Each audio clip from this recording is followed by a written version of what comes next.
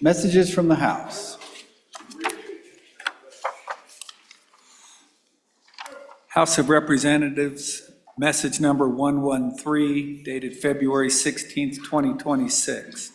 Mr. President, the bill listed below passed the House on third reading by the vote indicated. House Bill number 3, Wyoming Pregnancy Centers, Autonomy and Rights. Ayes 49, noes 12, excused 1, signed Katie Talbot, Chief Clerk. Message number 114, dated February 16th, 2026. Mr. President, the bill listed below passed the House on third reading as amended. House Bill number 36, Forestry Conservation Program Wildland Fire Module. Ayes 61, excused 1, signed Katie Talbot, House Chief Clerk. Message number 115, dated February 16th, 2026. Mr. President, the bill listed below passed the House on third reading as amended. House Bill number 107, Local Government Distributions. Ayes 61, excused 1, signed Katie Talbot, House Chief Clerk. Thank you, Tom. Reports from standing committees.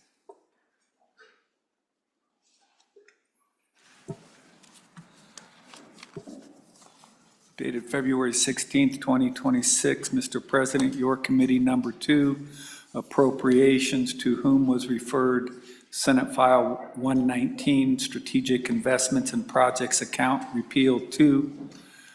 Respectfully report same back to the Senate with the recommendation that it do pass. Voting aye, Senators French, Guru, Larson, Salazar, excused Senator Driscoll, signed Chairman Salazar.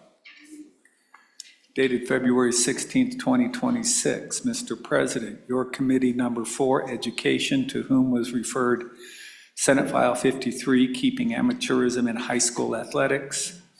Respectfully report same back to the Senate with the recommendation that it do pass. Voting aye, Senators Brennan, Olson, Rothfuss, Schuler, and Scott. Signed Senator Schuler, Chairman. Dated February 16th, 2026. Mr. President, your committee number 4, Education, to whom was referred Senate File 59, K through 12 Language and Literacy Program, respectfully report same back to the Senate with the recommendation that it do pass. Voting aye, Senators Brennan, Olson, Rothfuss, and Schuler. Voting no, Senator Scott. Signed Senator Schuler, Chairman. Dated February 16th, 2026. Mr. President, your committee number 7, Corporations, Elections, and Political Subdivisions, to whom was referred Senate File 113, 2026 General Election Hand Count Comparison. Respectfully report same back to the Senate with the recommendation that it do pass as amended. Voting aye, Senators Boner, Dockstader, Landon, Steinmetz. Voting no, Senator Case. Signed Senator Case, Chairman.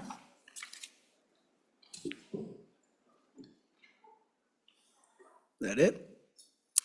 Thank you. All right, it looks like we have our doctor and nurse of the day sitting in the back. If they would come up to the Senate floor here, and we can welcome them officially to the Senate. We have the nurse of the day, Janine Niemoller, and the doctor of the day, Brian Dugas. Welcome to the Senate.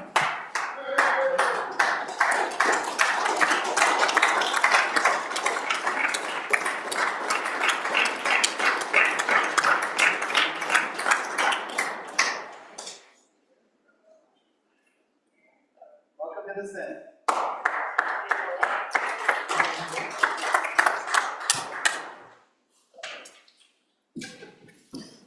Always good to have a doc around and a nurse around.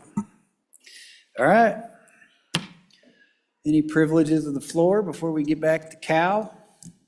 Seeing none. Madam Majority Floor Leader. We are at that order of business. Consideration of bills on general file. Want to bring us into the cow? Mr. President, I move that the Senate resolve itself into committee of the whole. You've heard the motion. All those in favor say aye. All those opposed, no. Motion carries. Senator Boner.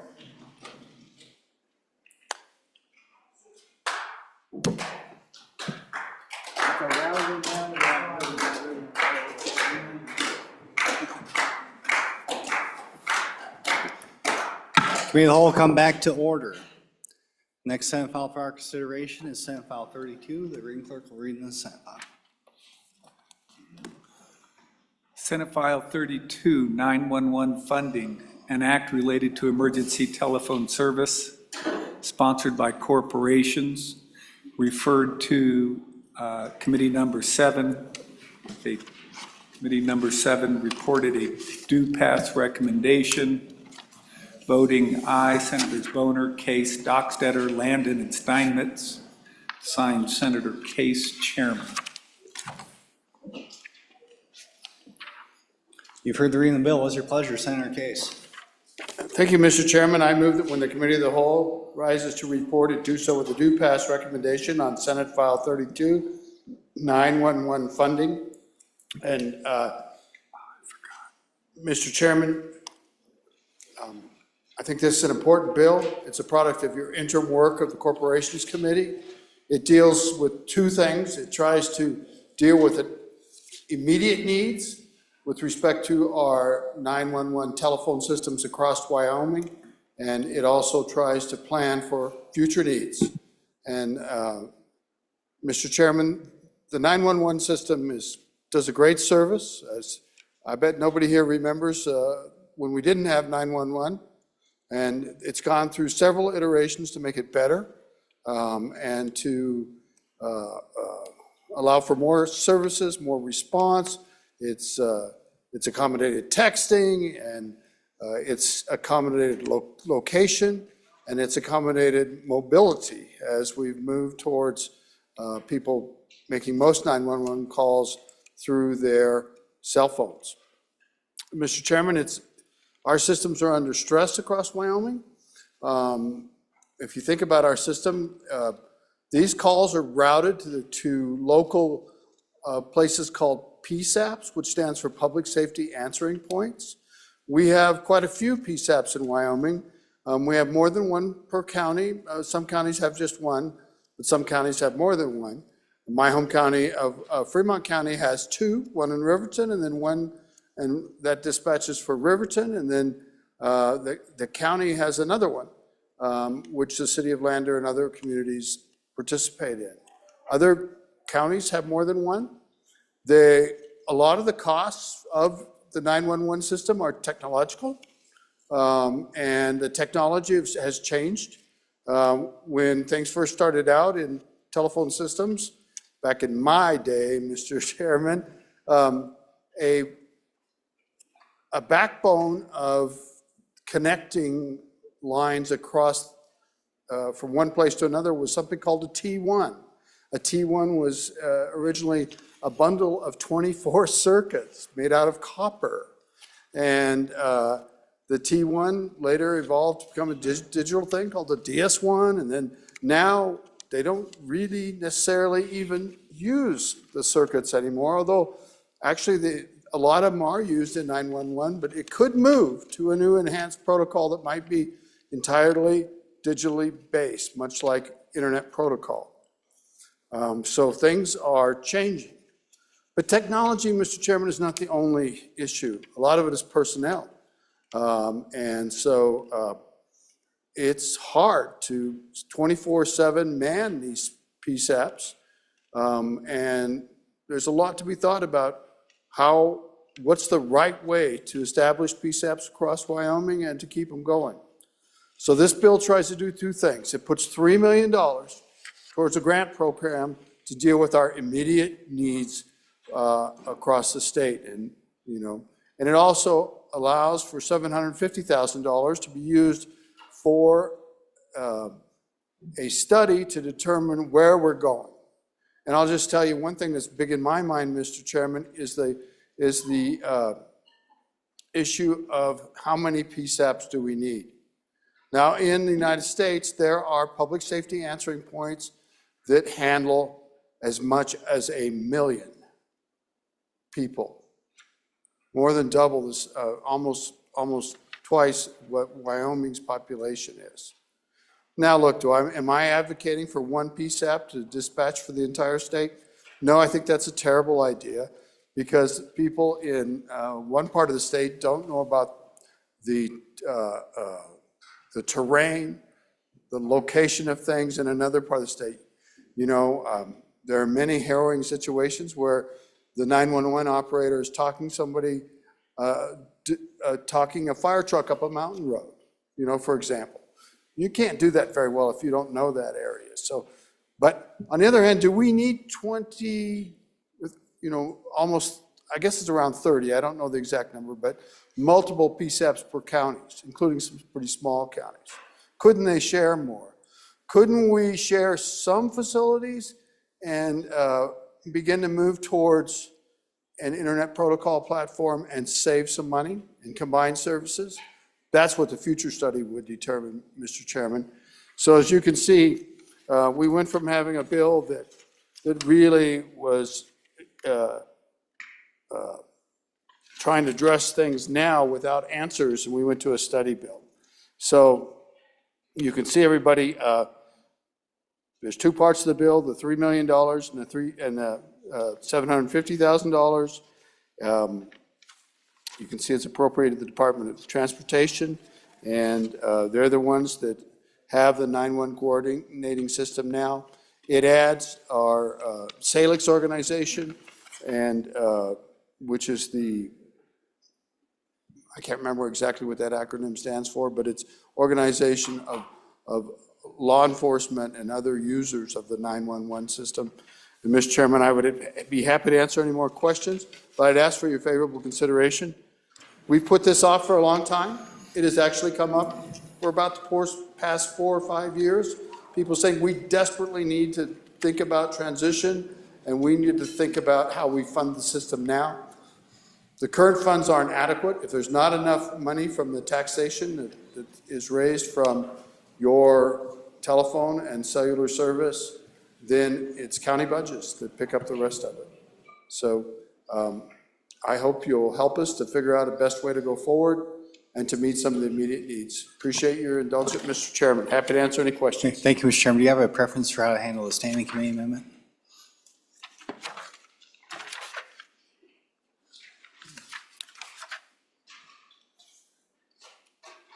And while he's figuring that out, is there any discussion on this bill? Any discussion? Okay, seeing none, we'll go ahead and have that standing committee amendment read in at this time. Thank you, Mr. Chairman. Senate File 32, Standing Committee Amendment Number 1, page 1, line 15. Mr. Chairman, I would move Standing Committee Amendment Number 1 to Senate File 32. What this amendment does is to add, when we're talking about the study, to add with input of stakeholders and industry on page 1, line 15. On page 2, it'll say, and after efficiencies, insert the word and funding, so that we can think about future funding. So the amendment would be divisible, but I don't see anybody wanting to do that. It just kind of puts framework on the study in 2 areas. Appreciate it, Mr. Chairman. Okay, any discussion on the standing committee amendment? Okay, seeing none, all those in favor of Senator Case's motion to adopt standing committee amendment number 1 to Senate File 32, say aye. Aye. All those opposed say no. That amendment carries. We're back on the bill. Any further discussion? Question. Okay, all those in favor of Senator Case's motion, that with the committee of the whole rising report, do so with the favorable recommendation. Senate File 32, say aye. Opposed, say no. Senate File 32 is passed committee of the whole. The next bill for our consideration is Senate File 34. The clerk will read in the Senate file. Senate File 34, Roadside Safety Amendments, an act relating to motor vehicles, sponsored by Senator Barlow. Was referred to Committee Number 8, which returned a do pass recommendation. Voting aye, Senator Anderson, Barlow, Cooper, Pappas. Voting no, Senator Kolb. Signed, Senator Pappas, Chairman. You've heard the reading of the bill. What is your pleasure, Senator Pappas? Thank you, Mr. Chairman. When the Committee of the Whole rises to report, do so with a favorable recommendation on Senate File 34, Roadside Safety Amendments, and I would ask you to call on the sponsor, Senator Barlow. Senator Barlow. Thank you, Mr. Chairman. Members of the Senate, Senate File 34, Roadside Safety Amendments. Seems like it wasn't a couple of days ago that we had this bill on introduction, as all of the bills that we're moving fast in a budget session.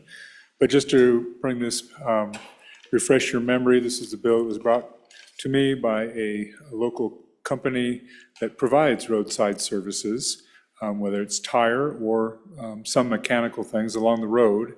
And they were interested in having some level of notification to the public, and then from that, safety when they are servicing vehicles alongside this road.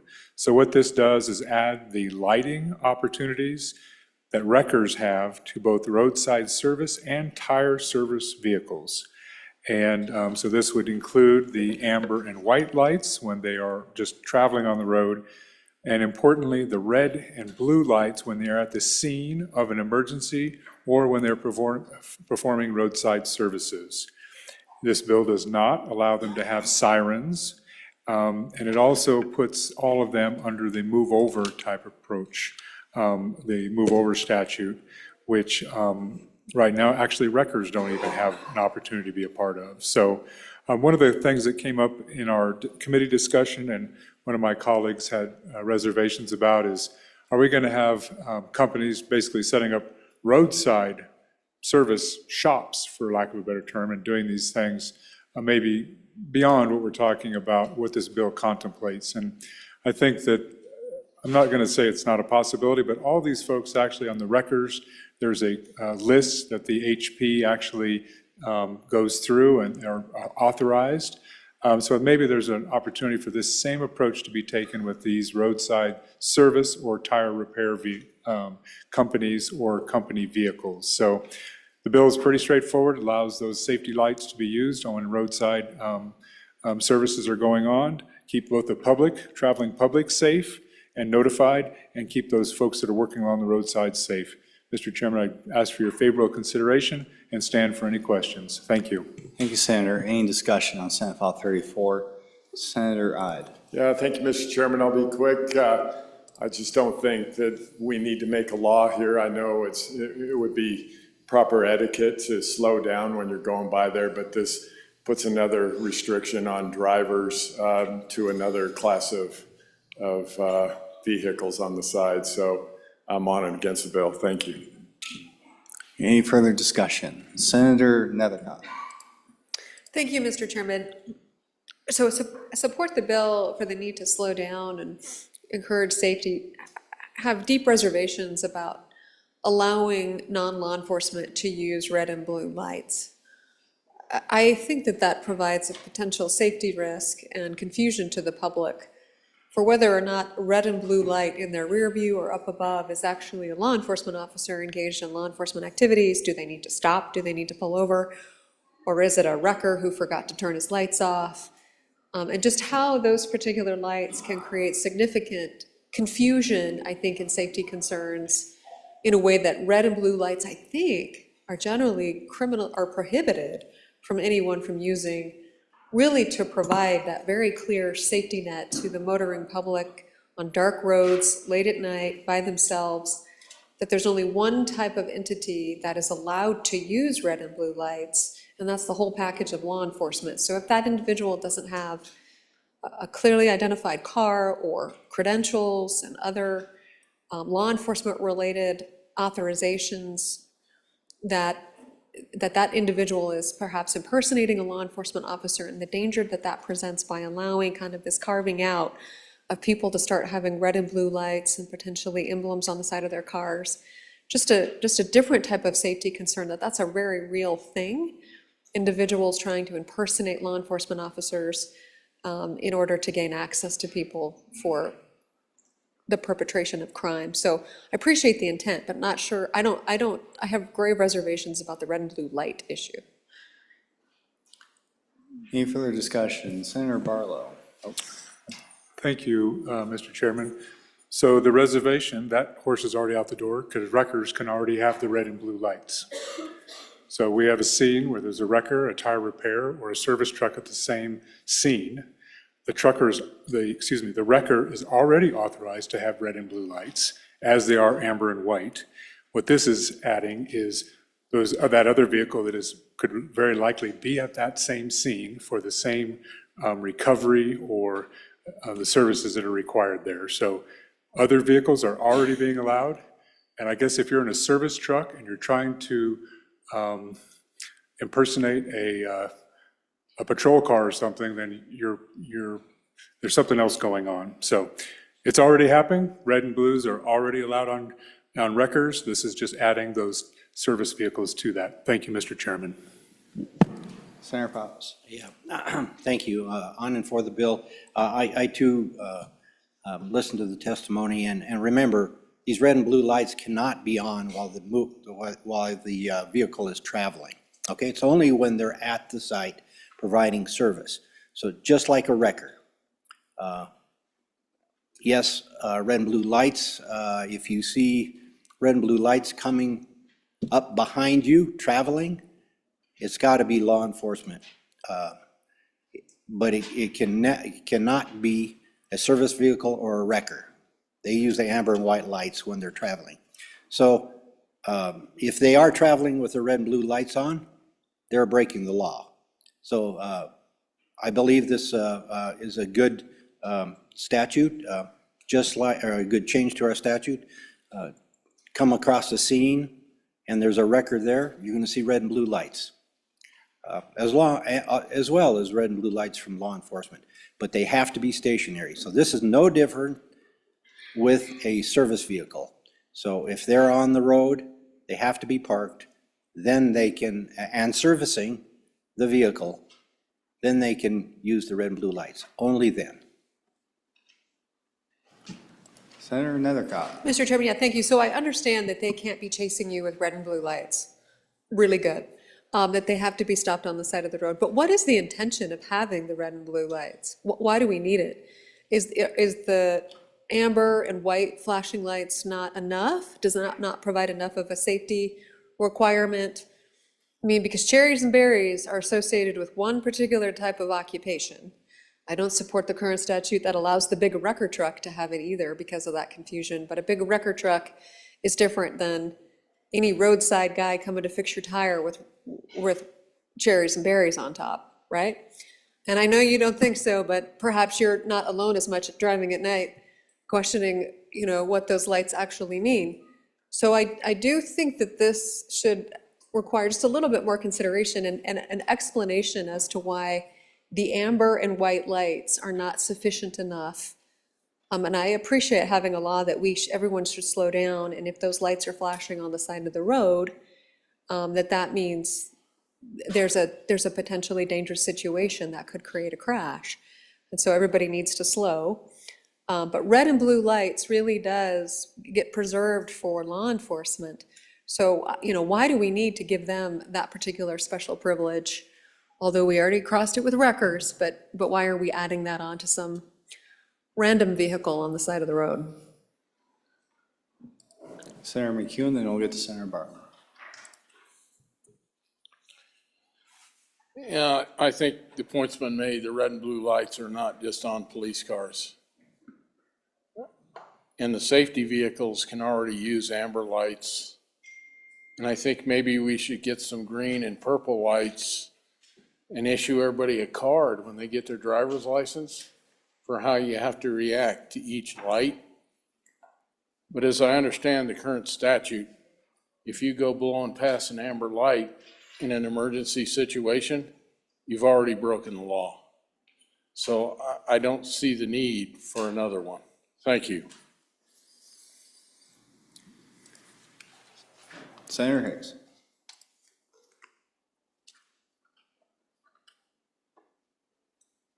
No? I'm just standing up. Okay, he's just standing up. Never mind. Okay. Senator, another comment. Mr. Chairman, thank you. I think, although facetious, I think the recommendation from the good senator from Campbell County isn't a bad idea, right? Red and blue is law enforcement. Amber or yellow lights typically is connected to a construction zone, right? Slow down, there's construction workers at place, this is a construction site. And yeah, maybe purple should be for, we're fixing tires on the side of the road, or we're a tow truck because you broke down on the side of the road. We don't have the ability to arrest you, we don't have any other pieces. So I don't think that's overly confusing, but I think everybody having red and blue does become confusing, and I don't think it's too much for the motoring public to figure that out.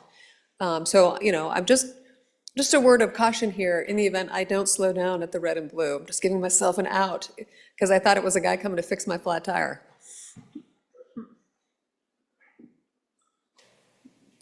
Any further discussion? Okay. All those in favor of Senator Pappas' motion that when the committee of the whole rise to report, do so with the favorable recommendation, Senate File 34, say aye. Opposed, say no. Chairs in doubt. All those in favor, please stand.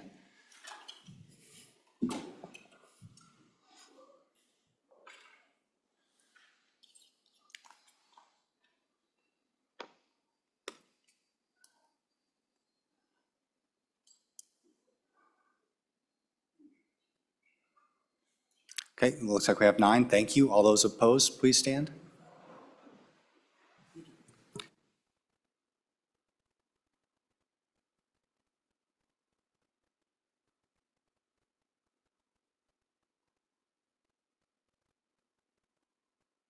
Okay, it looks like 18 against. Thank you.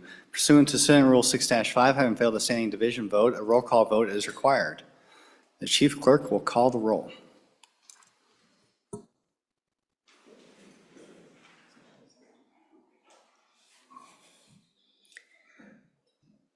Committee of the whole vote, Senate File 34. Anderson?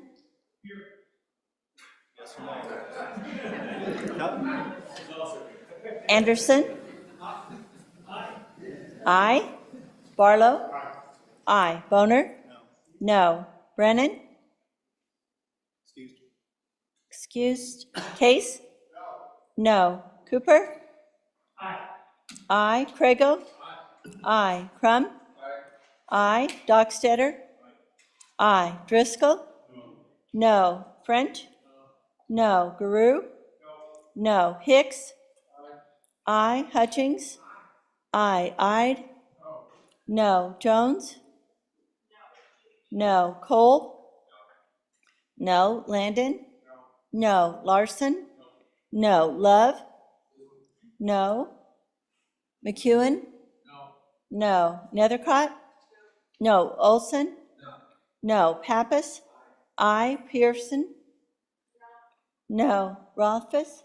No. Salazar? No. Schuler? Aye. Scott? No. Steinmetz? No. President Beitman? No. Closing vote?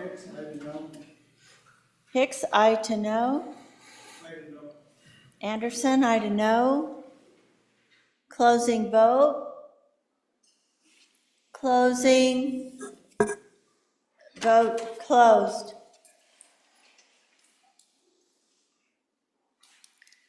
Senate File 34, 8 aye, 22 no, 1 excused. Senate File 34, having failed a roll call vote pursuant to Senate Rule 6-5A, is deemed indefinitely postponed. The next bill for our consideration is Senate File 70.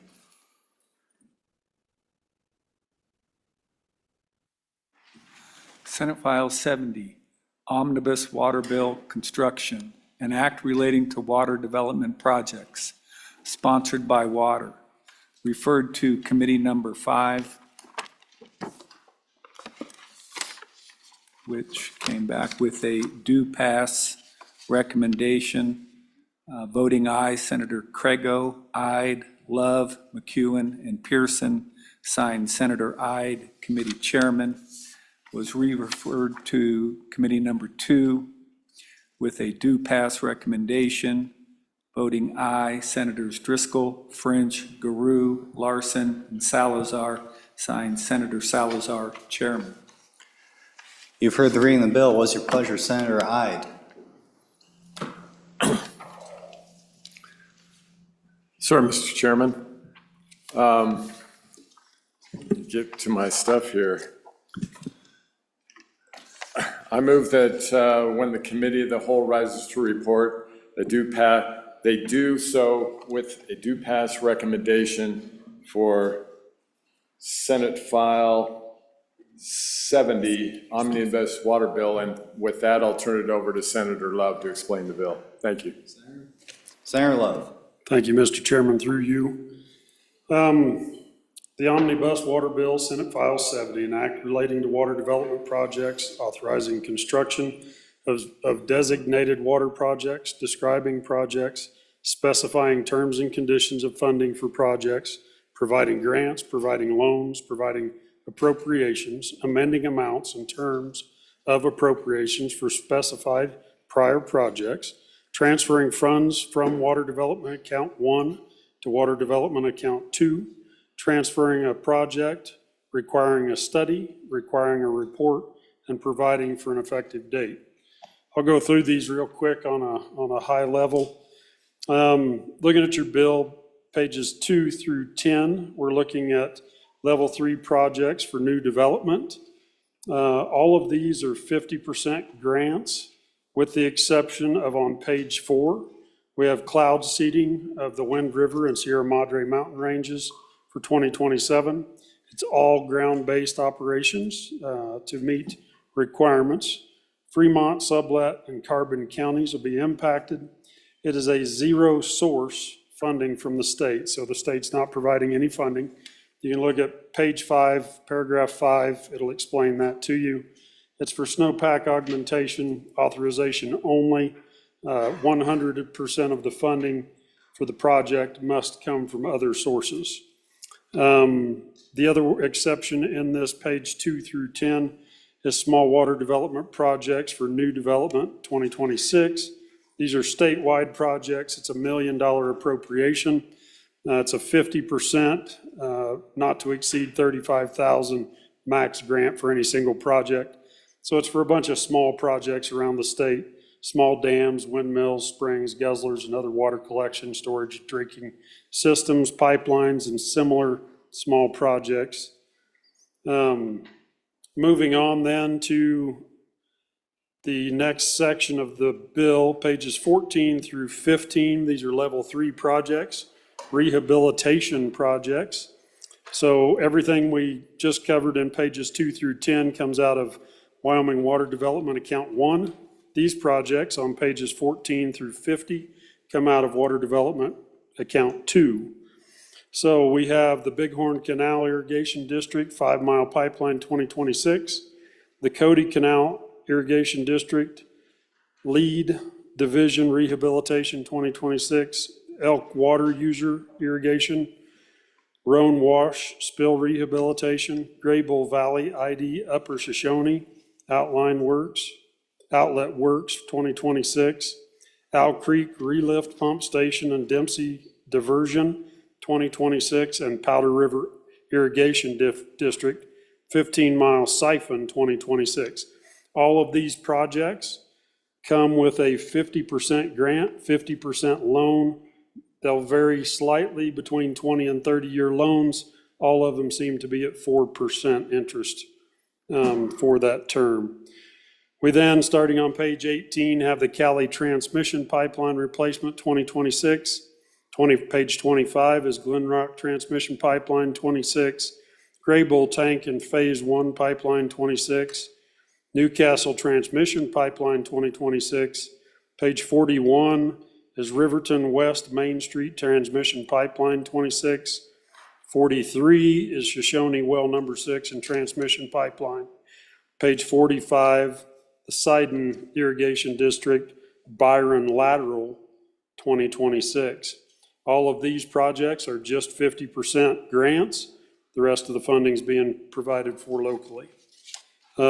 We also have in this on page 47 then, small wastewater development project, rehabs, These are all 50% grants, again, not to exceed 35,000 with max grants. There's 500,000 out of this account.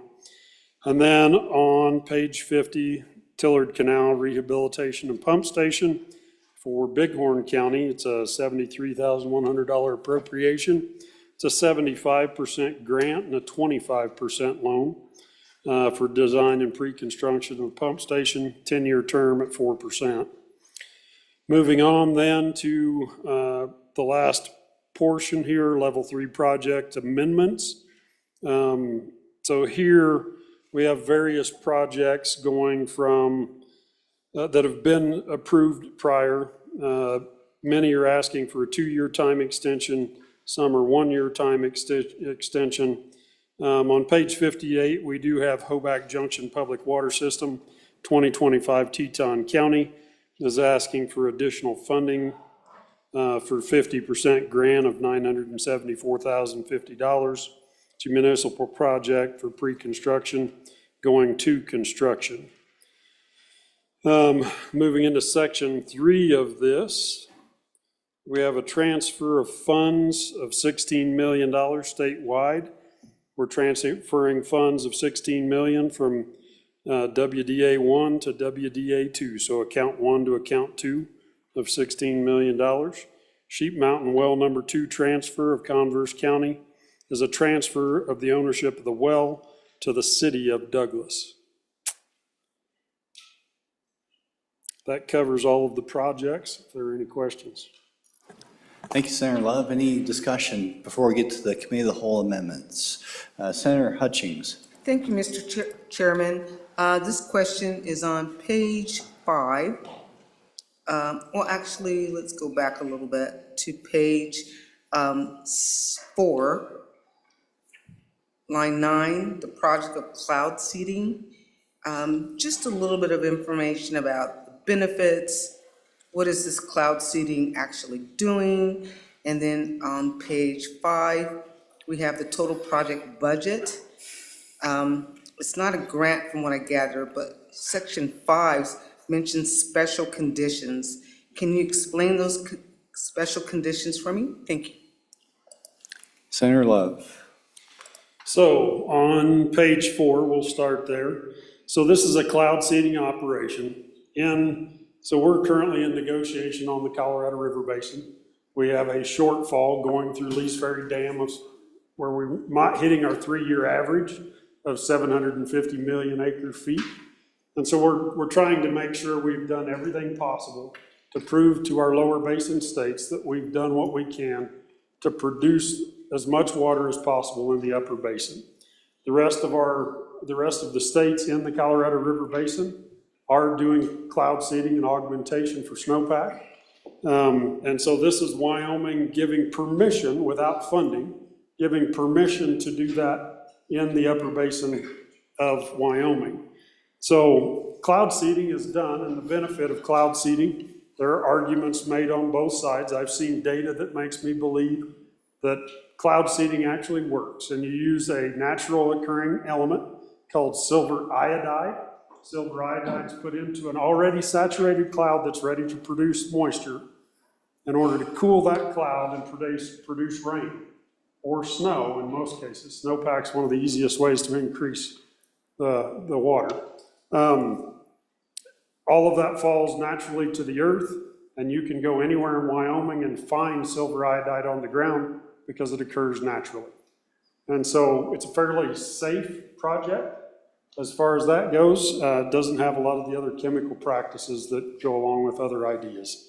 They then, on the special conditions, prior to commencing project operations, the Wyoming Water Development Office shall require funding commitments from other Colorado River Basin water users or other interested parties for a minimum of 100% of actual project operation cost. So that means the state of Wyoming is going to authorize this, but we are not putting any funding towards it. And we're asking other people from the upper basin states to do that for us.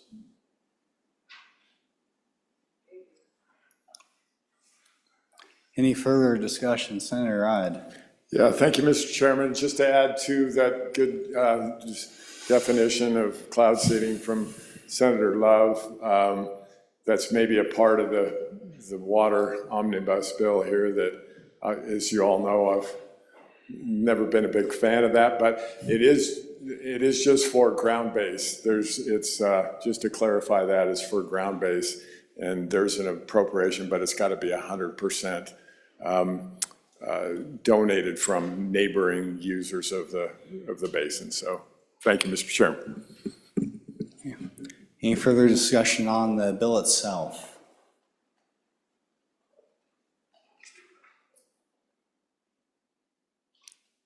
Okay, looks like we have a committee of the whole amendment. We'll go ahead and get to that. The reading clerk will read in the amendment.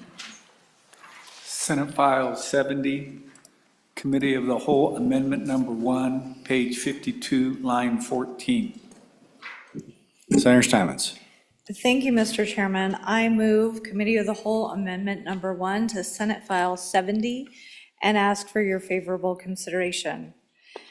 Fellow senators, we had this discussion last year about the Alkali Creek Reservoir.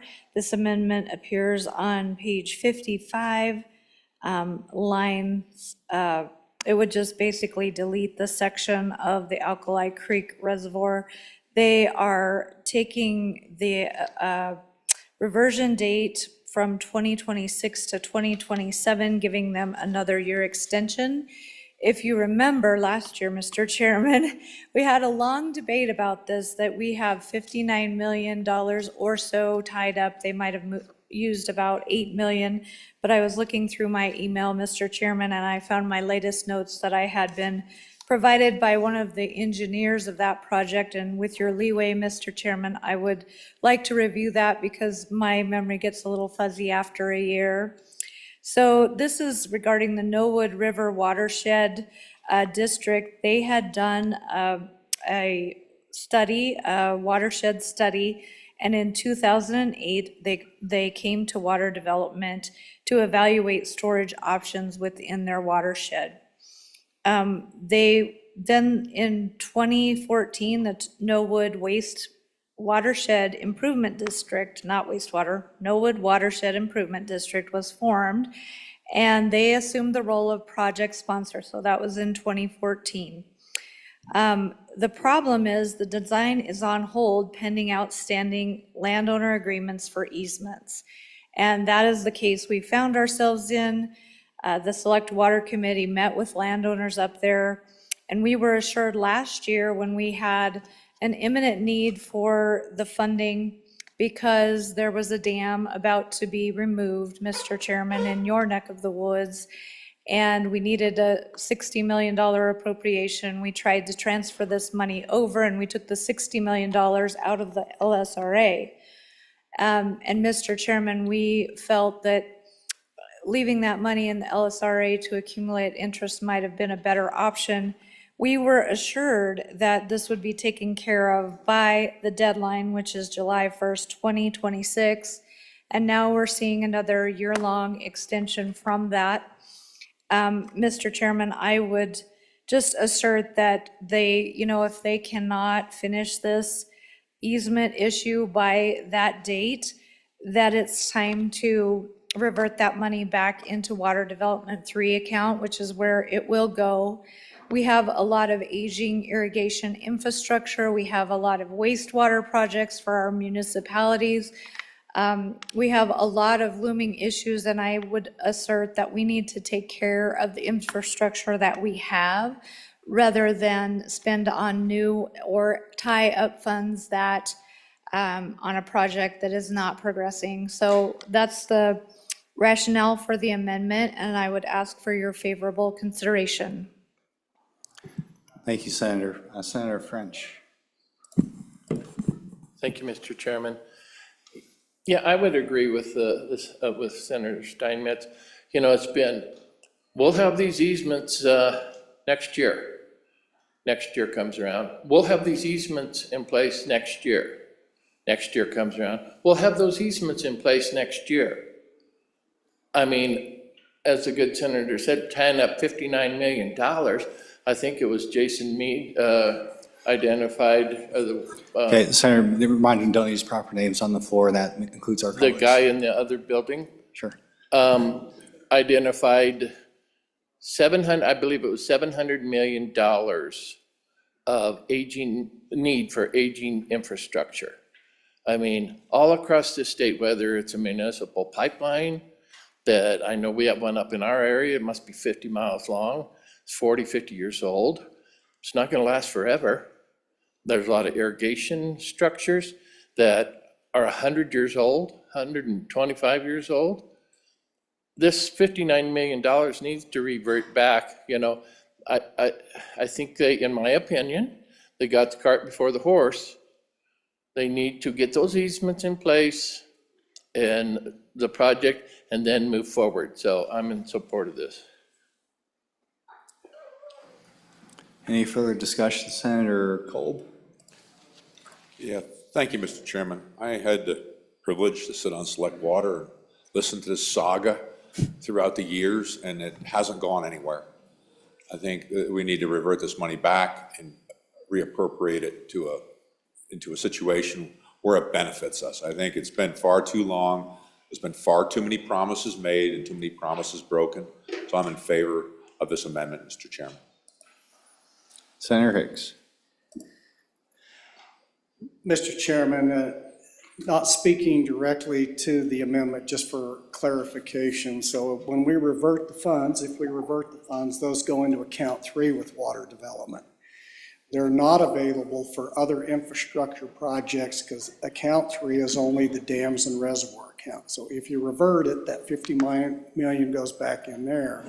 And so to make it available for other infrastructures, you would have to reappropriate that money out of there and allocate it out. So by the actions of this, if we just eliminate this, it goes back into account 3, which is dams and reservoirs.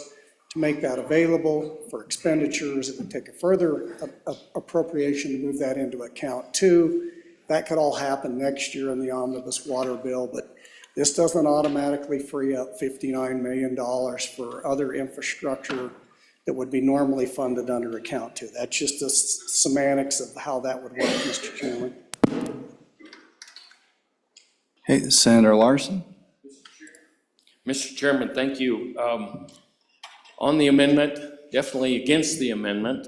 This project has been in the works for, 15 years. And to drop the ball on them right now would be devastating, would put a lot of money into it.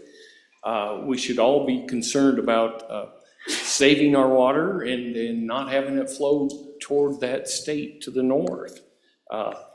Just some brief information. Well, it's probably not brief, but I do want to read some statements here. The Alkali Creek Reservoir is fully permitted. We've gone through all the federal requirements. I don't think I can name the different agencies, but definitely 2 of them. The project located in the Nowood River watershed is in the county I represent. It's actually in the southern part of the county I represent. The project was developed to address late season irrigation shortages affecting agriculture producers. Not only will it help the late season, it'll help the early season. The creeks aren't flowing, but these guys could turn on. If you're below the reservoir, obviously you could turn on. And with water exchanges, those above the reservoir, they could make it so they wouldn't have to make a call on the river, the creek. The reservoir would provide 9,000 acre feet of storage. 6,000 would go to irrigation pool. 3,000 will be left for our benefit of the people that would want to go out there and maybe catch a fish or something. But the project requires a combination of public land right-of-ways, permanent and temporary easements from private landowners for the reservoir footprint and associated supply ditch. To date, 833 of the 880 acres that are needed have been secured. 95% have been secured. The remaining needs include approximately 13 acres of permanent easements and 34 acres of temporary. The primary hurdle to moving the project forward has been obtaining easements from 6 impacted landowners who are not project proponents. They don't see the direct benefits from the proposed reservoir. These landowners have expressed a willingness there to provide easements, provided the project scope is expanded to include items that might benefit their operations. With the good help of Senator in the southern part of the state, we've been working with these landowners, and some of the requests include converting the main ditch system to pipe, maybe helping to figure out how they can get some sprinkler pivots, stock water designs, stepped wetlands, and improvements on some other existing ditches nearby.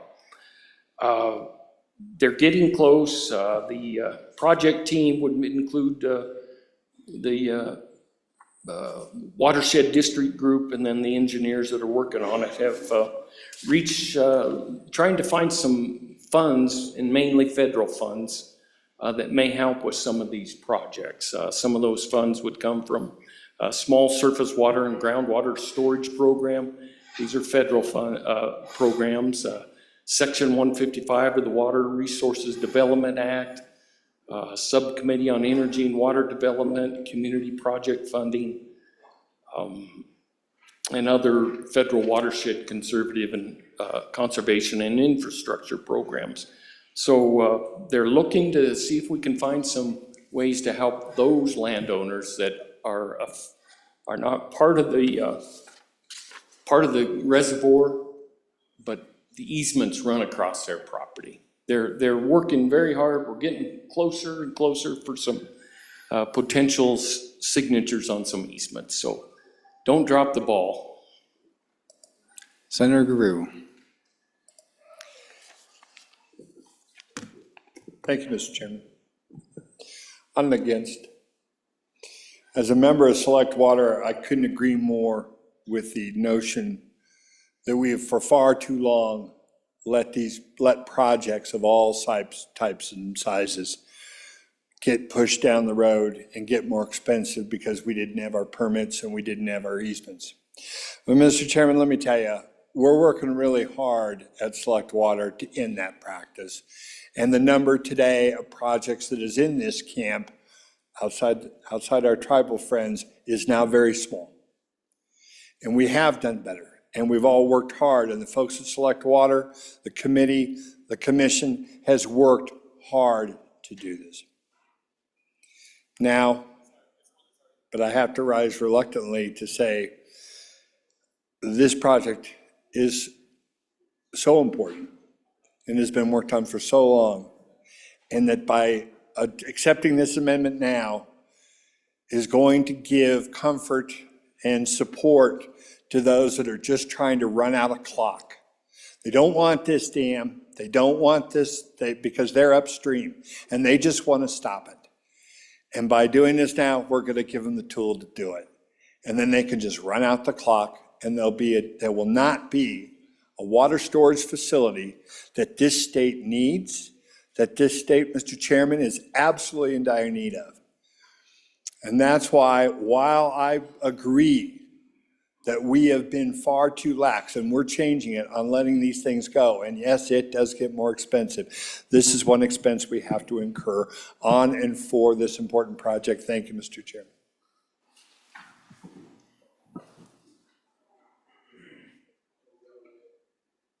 We go with Senator Hicks.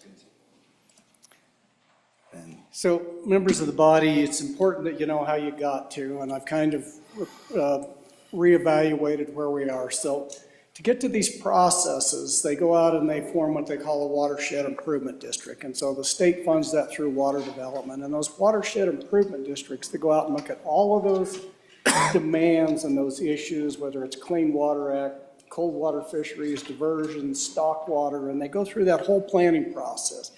And they come up with these watershed plans. As part of that watershed planning, they have to form a legal entity, and they form the Norwood Irrigation, or the Norwood Watershed Improvement District.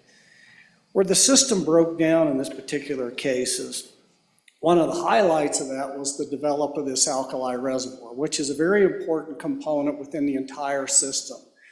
But this is more a reflection upon the state and our agencies, in my opinion, of not necessarily following through, because here's what the issue is you formed a district, you had to go out and you vote to assess a mill levy against your property to fund the district. What happened over a period of time, a number of the very large landowners took that watershed report and they said, we want to build this reservoir. And it became the single focus of the state of Wyoming and our agencies that we're going to build this reservoir. And we forgot that those other people that are in this district that voted to tax themselves to form this district got left out. And so they're not a beneficiary of the reservoir, but yet they're instrumental, their property, to get water to the reservoir across them. So rightfully so, they're a little concerned that the state lost its focus. And I'm going to put and there's a lot of reasons that happened. It was never intentional. It was more of an agency in transition and different directors and different people involved in the program. So that vision of a watershed project fell apart. And it became singularly focused on this. I will tell you, I've had an opportunity to work with all of those individuals up there. They've retooled and they've re-geared, and they said for those people that are not a beneficiary of the reservoir could still be a substantial beneficiary of the district.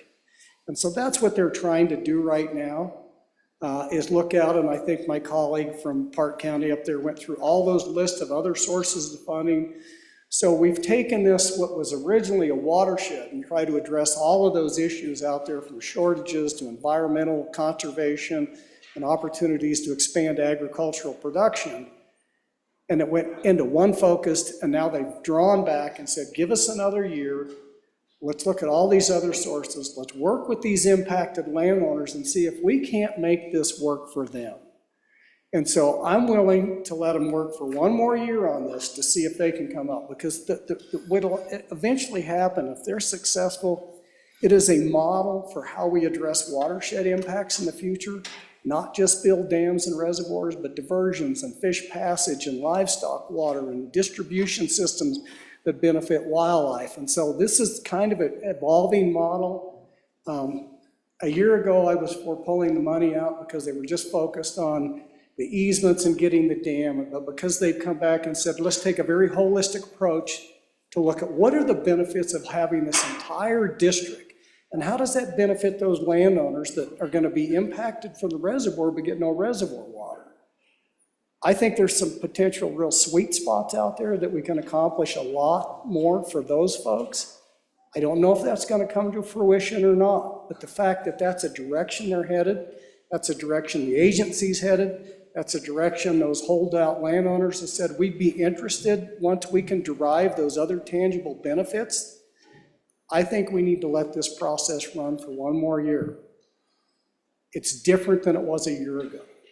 And so I would suggest, while I appreciate the amendment, having been deeply involved with this to try to craft this win-win situation instead of a win-lose situation, I think it behooves us to say, let's give them one more year, and after that, this thing's done. And so on and against the amendment. Senator Cooper. Thank you, Mr. Chairman. This is, I stood right here a year ago and said, give us another year. And said, if it doesn't happen, I'll tell you to let it go. But we're making progress.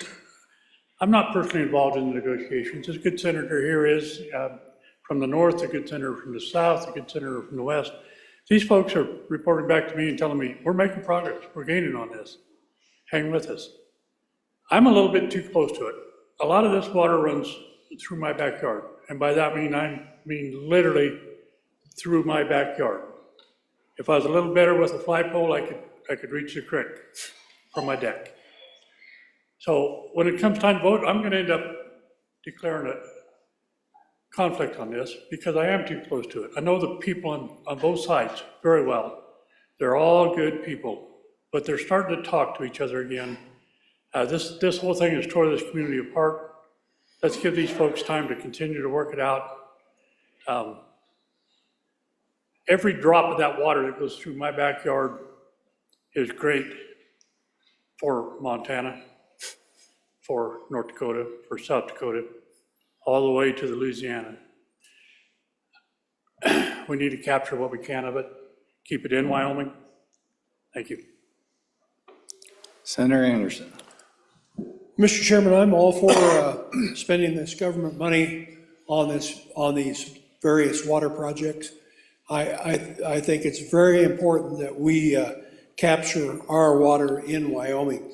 I'm also really pleased that we haven't heard a word about private enterprise should be doing this instead of government. And I'm also pleased that we haven't heard one discussion about winners and losers. We're all winners in this deal. All the state of Wyoming is winners. Thank you. Any further discussion? Senator Kolb. Yeah, thank you, Mr. Chairman. I think maybe if you weren't involved with this and listening to people saying next year, next year, next year, you got to have some credibility. You know, what my opinion is after listening to this saga is that it's going to come down to condemnation. We have people that are immovable landowners, and now maybe they're the pocket sweetened, maybe not. I think I'll probably put some steel-toed boots on so I can kick the can a little harder down the road and hope that it, comes to fruition of some sorts. And water is precious in our state, but the allocation of resources, money, is what we're talking about. And if they come back with a project and finally, God willing, and everything works out and maybe something could happen at some time, they're not there. Yeah, they're talking. You know why they're talking? Because they know this conversation's coming up. And the conversation is where do we put our priorities? We put our priorities in something we can clearly see a future in, or we're going to hope on a story that's been evolving in the same way for longer than I've been here. So I think that I'm on and for this amendment. I think we have to, make a decision about what to do. Hoping and dreaming and isn't going to get anything done in this instance because it has not worked. Don't sell me a story over and over again and ask me to believe it. So on and for the amendment, Mr. Chairman. Any further discussion? Senator Steinmetz. Thank you, Mr. Chairman, and hopefully I can bring us home. So if the $59 million was all that there was, that might be one thing, but my notes from 2022 say their estimate in 2022 is 77.2 million. So this 59 million isn't even going to get us over the finish line, even if we get the easements. They'll have to find more money somewhere. We've heard they might come back to us, or when I served on Select Water, it sounded like they would be back for more. Yes, the money does revert into Water 3, which is dams and reservoirs. However, we've taken money out of that before, and we've seen some emergency dam projects show up on our radar here lately. So it's not like those funds can't be utilized. The other issue was eminent domain, and this is how I found out about all of this, was because I had landowners calling me from up in that area who had been threatened with eminent domain. And that was a significant concern, and still is for me, when your neighbors can wield that kind of power over you. So with that, I would hope you would support the amendment, and we'll see where this vote goes. Senator French. Thank you, Mr. Chairman. It's the same old story year after year. I've heard it again today. Well, I'm willing to work with them one more year. That next year comes around, I'm willing to work with them one more time. Or the conversation, we're making progress. By golly, we're making progress. The next year, by golly, we've made some progress. Give us another year. I mean, it was mentioned that this has been 15 years. So anyway, on in support of this amendment. Okay, any further discussion? Committee of the Whole Amendment number 1, Senator Cooper. Thank you, Mr. Chairman. Yeah, we are one more year. But try to remember, we're also moving at the speed of government. We've got some great people on water. They're working hard. They're trying to do their job. Let them do their job. Give them the time to do their job. It's the right thing for the state. It's the right thing for that drainage, for that river basin. It helps the whole river, all the way from the very edge of the Bighorn Mountains all the way to the state line. So it's a good project. It's very important. stand with the people we put in the water and let them do their job. Senator Larson. Mr. Chairman, thank you. We brought up the topic of eminent domain, and it says in our Constitution that it can be used for water. And we've been very careful not to do that. But if we deny these dollars to this dam, we've set the precedence that any water project can be thrown out the window just because I don't want to give up some of my property. And I think I'm going to read the eminent domain, Article 1, Section 32. Private property shall not be taken for private use unless by consent of the owner. Yeah, we like that. Except for private ways of a necessity, and for reservoirs, drains, flumes, or ditches on or across the lands of others for agriculture, mining, milling, domestic and sanitary purposes, nor any case without due compensation. So not only, if you shut this down, everybody gets the signal that I just don't have to give up my easement and I can shut down anything. We have projects near this area that was for public drinking water, and some landowners related, so they're hearing the same thing. So in that city, when comes out of the canyon there, wanted to do a public water system, they decided that they're not going to go on a well that has been producing some good water that we drilled, the department, water development, that they shut it down. So now they're trying to go a different direction. But that was all because of easements. We have it in the Constitution. If it's a public purpose, we can do it. We don't want to go there. Let's work on this, see if we can get some agreements, see if there's some other projects that those that aren't benefiting from the reservoir could use in their watershed. Vote no on this. Any further discussion? Committee of the Whole Amendment number 1. Seeing none, all those in favor, please say aye. Aye. Opposed, say no. No. That Committee of the Whole Amendment number 1 has failed. Okay, division being called. All those in favor stand.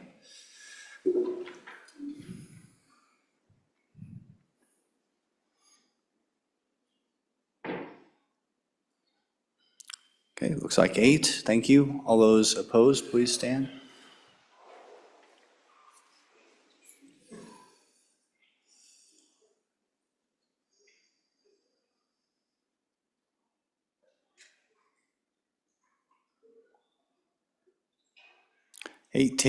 Thank you. Okay, we do have another Committee of the Whole Amendment. The reading clerk will read in Committee of the Whole Amendment number 2. Senate File 70, Committee of the Whole Amendment number 2, page 60, line 21. Thank you, Senator Higgs. Mr. Chairman, I move Committee of the Whole Amendment number 2 to Senate File 70. Would just ask for your favorable consideration. This is some language in the omnibus water bill. What we're doing is, the committee, we had testimony on this. This is to go out and do the scientific validation of increasing water yield associated with timber management. Initially, we were going to run the money into the Wyoming Water Research program. Typically, that program puts out RFPs. They've got a process that takes an amount of time. There's already money in the water bill for that. This project came in a little bit late. What this just does is redirects that money, because the implementation of this project is shovel ready. It's going to go to implementation this summer, and talking to the university and the College of Agriculture. Most of these professors that do this type of research are right there anyway. So this is the quickest way to get the money to the researchers in an expedited position, and they have the expertise to do it. So this is language, we're just not running it through the water research program. We're going to run it through the Wyoming Ag Experiment Station within the College of Agriculture, and it will be deposited in a separate account. It's for the exact same project, do the exact same thing, It's just getting it there quicker, so if this project goes into implementation, they have time to get the faculty up on board. And then there's a little bit of money in there that you'll see that it says not more than, and it says not less than $35,000. That's to use that money to hire outside firms to be able to provide some of the satellite telemetry necessary to quantify the project. The project is looking at an enhanced water yield associated with timber management. So with that, Mr. Chairman, I'd stand for any question, and if there's no question, would ask for your favorable consideration of an aye vote. Okay, any discussion on committee of the whole amendment number 2? Okay, seeing none. All those in favor of Senator Hicks to adopt committee of the whole amendment number 2 to Senate File 70, say aye. Aye. All those opposed, no. That motion carries. Committee of the whole amendment number 2 is passed. We're back on the bill. Any further discussion? Senate File 70. Okay, seeing none. All those in favor of Senator Ide's motion that when the committee of the whole rise and report, do so with a favorable recommendation of Senate File 70, say aye. Opposed, say no. Senate File 70 is passed committee of the whole. Next up, we have Senate File 45. Oh, Senator Barlow. Mr. Chairman, privilege of the floor. Go ahead. Mr. Chairman, it's my pleasure today to introduce members of the Senate to a new partner, industry partner, who's investing considerable amount of money in partnership with the state of Wyoming, BWXT, who's coming to my community to do some nuclear fuel work in our community. BWXT, today they're represented here by Joe Miller, Kate Kelly, and Eric Nygaard. If you'd welcome them to Wyoming and to the Wyoming Senate.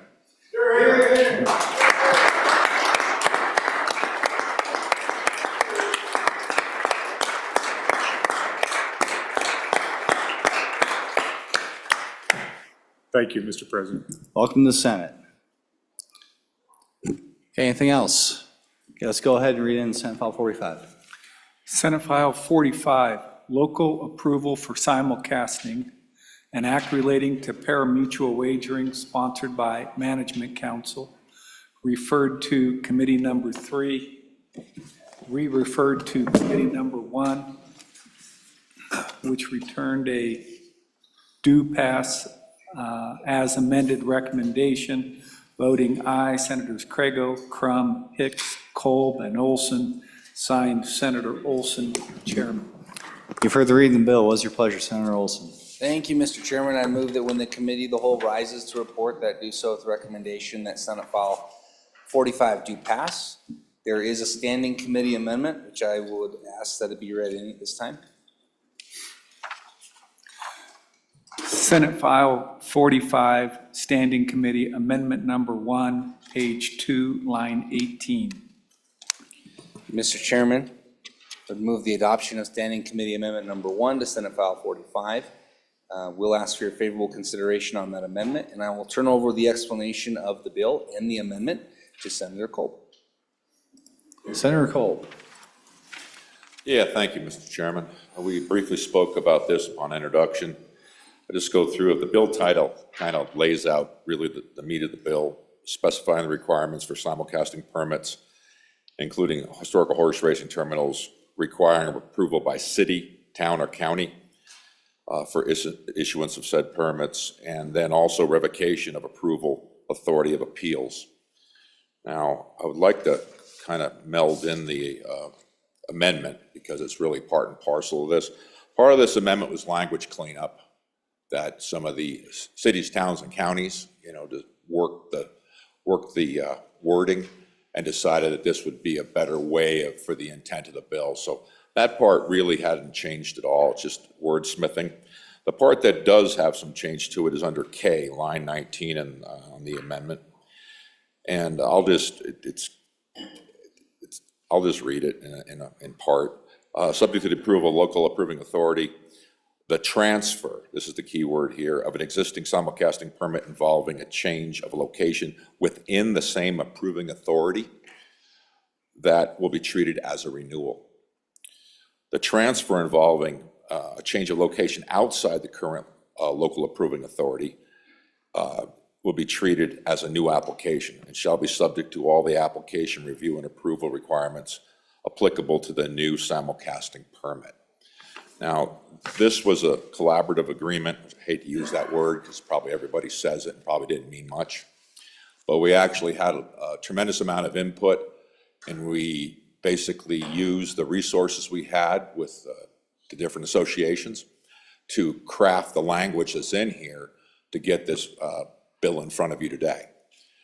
There's a lot of parts and pieces to this, but essentially it restores the local authority to approve or not approve said issuance of these licenses, which currently the long history is once approved in a county, there's no mechanism to not approve the next applicant who meets the same criteria, irregardless of what the local community may think. So our local folks in cities, towns, and counties, frankly, the counties have the first approval, I should say that, and the cities are just subject to the county's approval, which is another issue here, because every city, town, and county in the state of Wyoming is a little bit different.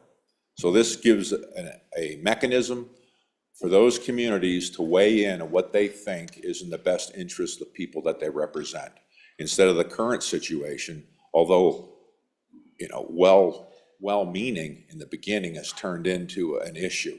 And this bill is language that will address that and give a mechanism to treat entities in a fair and open way.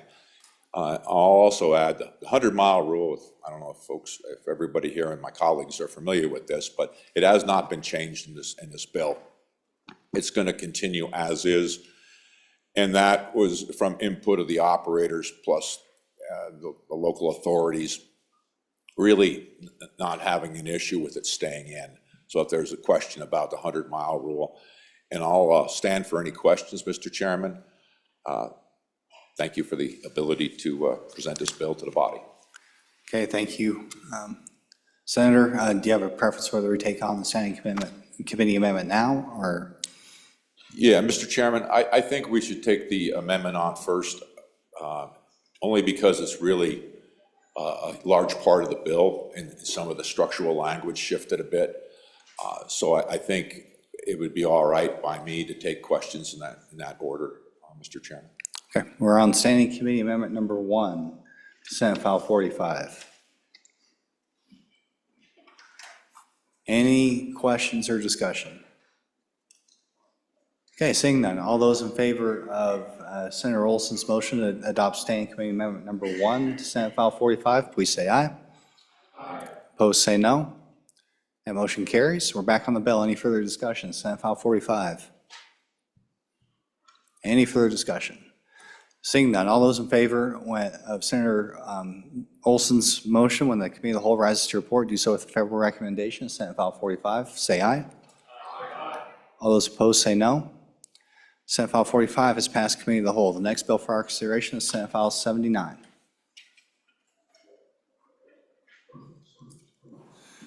Senate File 79, Sales and Use Tax Reorganization, sponsored by Revenue, referred to Committee Number 3, recommended do pass, voting aye, Senators Case, Dockstader, Ide, McEwen, and Pappas, signed Senator McEwen, Chairman. You've heard the reading of the bill. What is your pleasure, Senator McEwen? Thank you, Mr. Chairman. I move that when committee of the whole rises to report, it do so with the recommendation that Senate File 0079 do pass. This is a very, very simple bill. Basically what it does is it combines the use portion into the sales tax portion of statute. It doesn't change how use tax is done. It just puts it together, so further legislation can just deal with both of them together.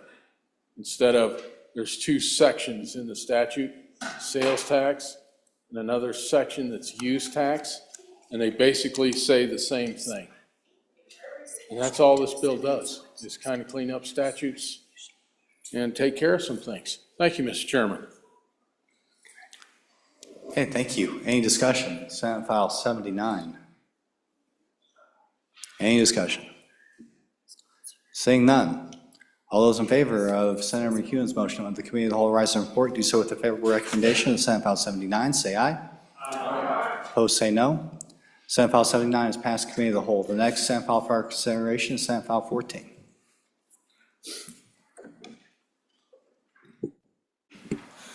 Senate File 14, Literacy Position for K through 3 Reading Program. An act relating to authorization of a full-time literacy position for the Department of Education, sponsored by Education, referred to Committee Number 4.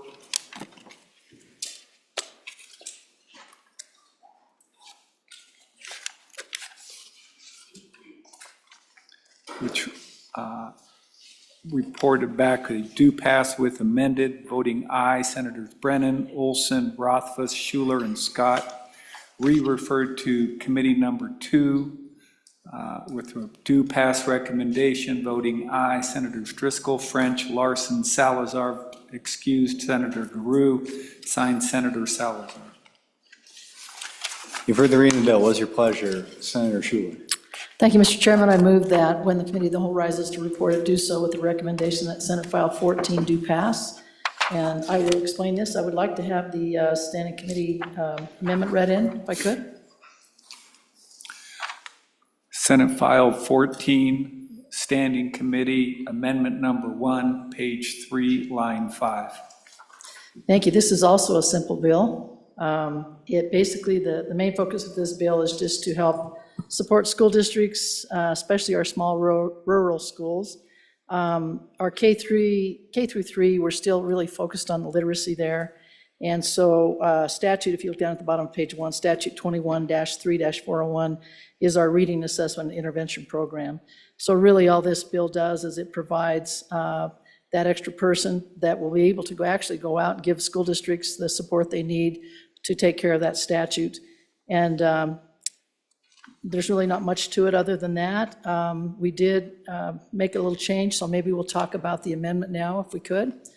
And the amendment over on page 3, first of all, I'll just move that Standing Committee Amendment Number 1 to Senate File 14. All we did is delete October 1st, 2026 and insert December 1st, 2026, just to give them a little more time to get this taken care of and get an expert in there that can help. I think it'll be very helpful for our smaller school districts particularly, but that's all that amendment is, so I would ask for your aye vote on the amendment. Okay, we're on Standing Committee Amendment Number 1, Senate File 14. Any discussion on the amendment? Okay, seeing none, all those in favor of Senator Schuler's motion to adopt Standing Committee Amendment Number 1, Senate File 14, please say aye. Aye. Opposed, say no. That amendment is adopted. Thank you. On the bill. Thank you, and I would just say, please vote aye on the bill. It just takes care of a statute. It gives us a little more boots on the ground, people that can actually get out into the field and help our smaller districts that may not have reading specialists and literacy people that might have the expertise. So I think it's a good bill, and I think it's something we need to vote yes for. Okay, any further discussion? Senate File 14. Seeing none, all those in favor of Senator Schuler's motion and when the Committee of the Whole rise and report, do so with a favorable recommendation. Senate File 14, say aye. Aye. Opposed, say no. Senate File 14 has passed Committee of the Whole, though I think about 5 people voted on that one. So next up, we have Senate File 36.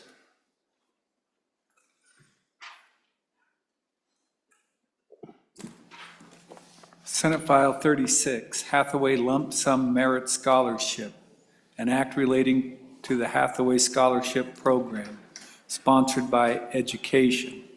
First referred to Committee Number 4 with a do pass recommendation, voting aye, Senators Brennan, Olson, Rothfuss, Schuler, and Scott, signed Senator Schuler, Chairman. Okay, you've heard the reading of the bill. What is your pleasure, Senator Schuler? I move that when the Committee of the Whole rises to report it, do so with the recommendation that Senate File 36 do pass, and I will turn the time over to Senator Rothfuss to carry the bill. Senator Rothfuss.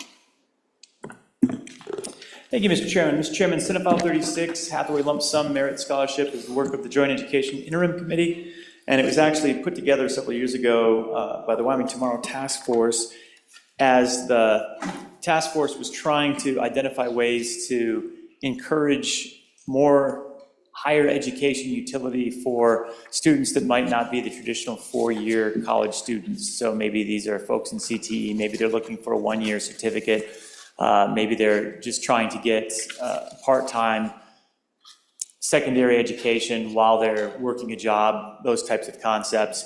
And the idea here, Mr. Chairman, with the Hathaway as it's currently structured, it is an 8-semester scholarship. And it's an 8-semester scholarship that currently covers about 41% at the honors level of tuition and fees at the University of Wyoming, and higher than that at the colleges, but still not sufficient to necessarily pay for the tuition. The concept here is recognizing that not all students are looking for 8 semesters in a traditional format where you just decide, I'm going to college, Mr. Chairman, and then you spend the next 4 years, semester by semester, going through the college experience. As I said, it works pretty well for honors level recipients at the University of Wyoming that probably will follow that path, but we know that we have a lot of students that don't follow that path.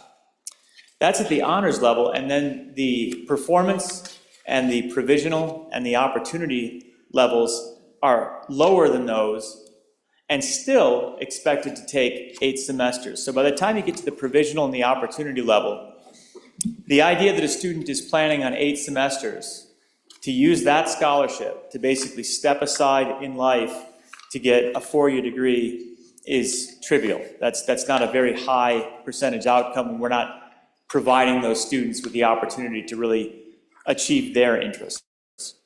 With the lump sum approach, it changes the way we deliver the funds. It doesn't change the amount of the funds.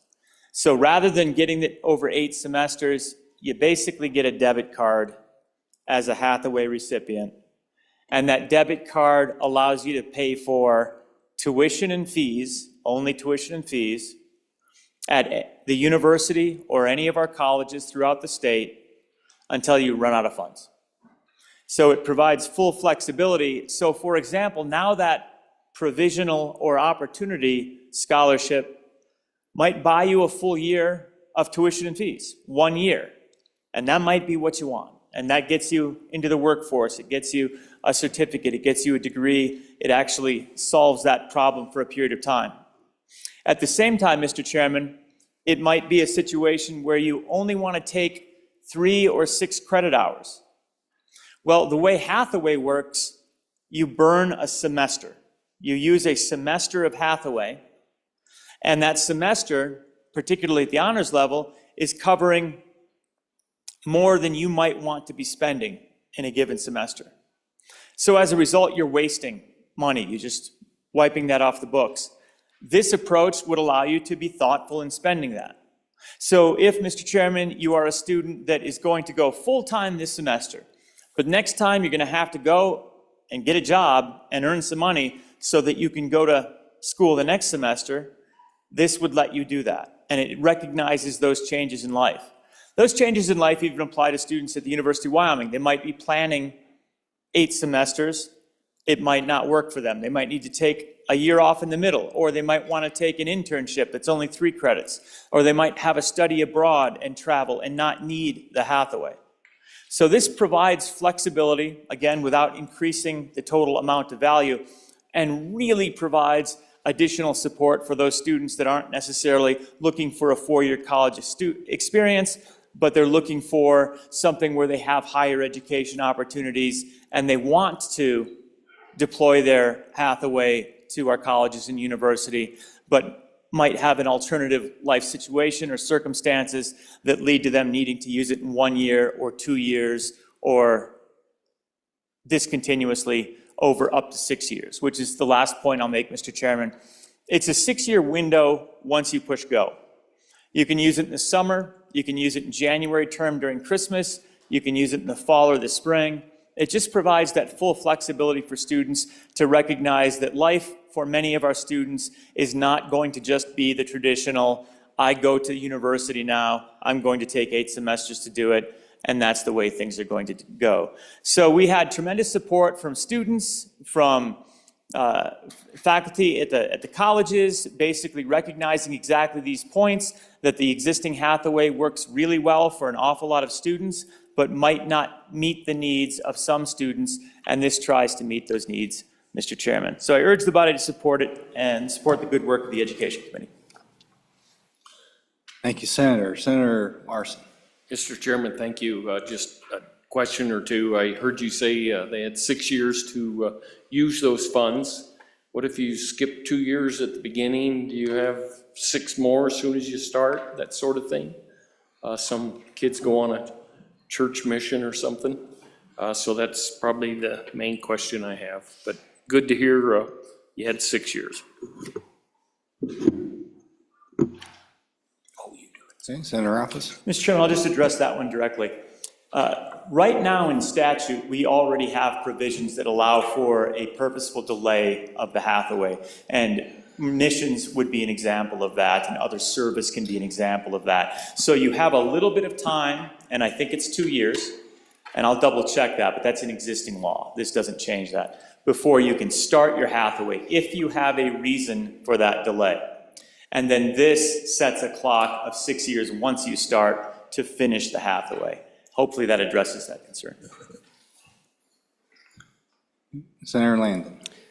Mr. Chairman, not to hold us too long, but I just wanted to rise and commend our colleagues on the Education Committee. I'm not sure this bill is going to cure all of the challenges that you have, but speaking as an administrator who watched this, really what happened before this change was the fact that we had a lot of students who said, you know, I really wasn't going to go to college, but hey, I've got a Hathaway, so I might as well go and hang out in the residence hall, and then later on go visit with Mr. Landon in the Dean of Students office.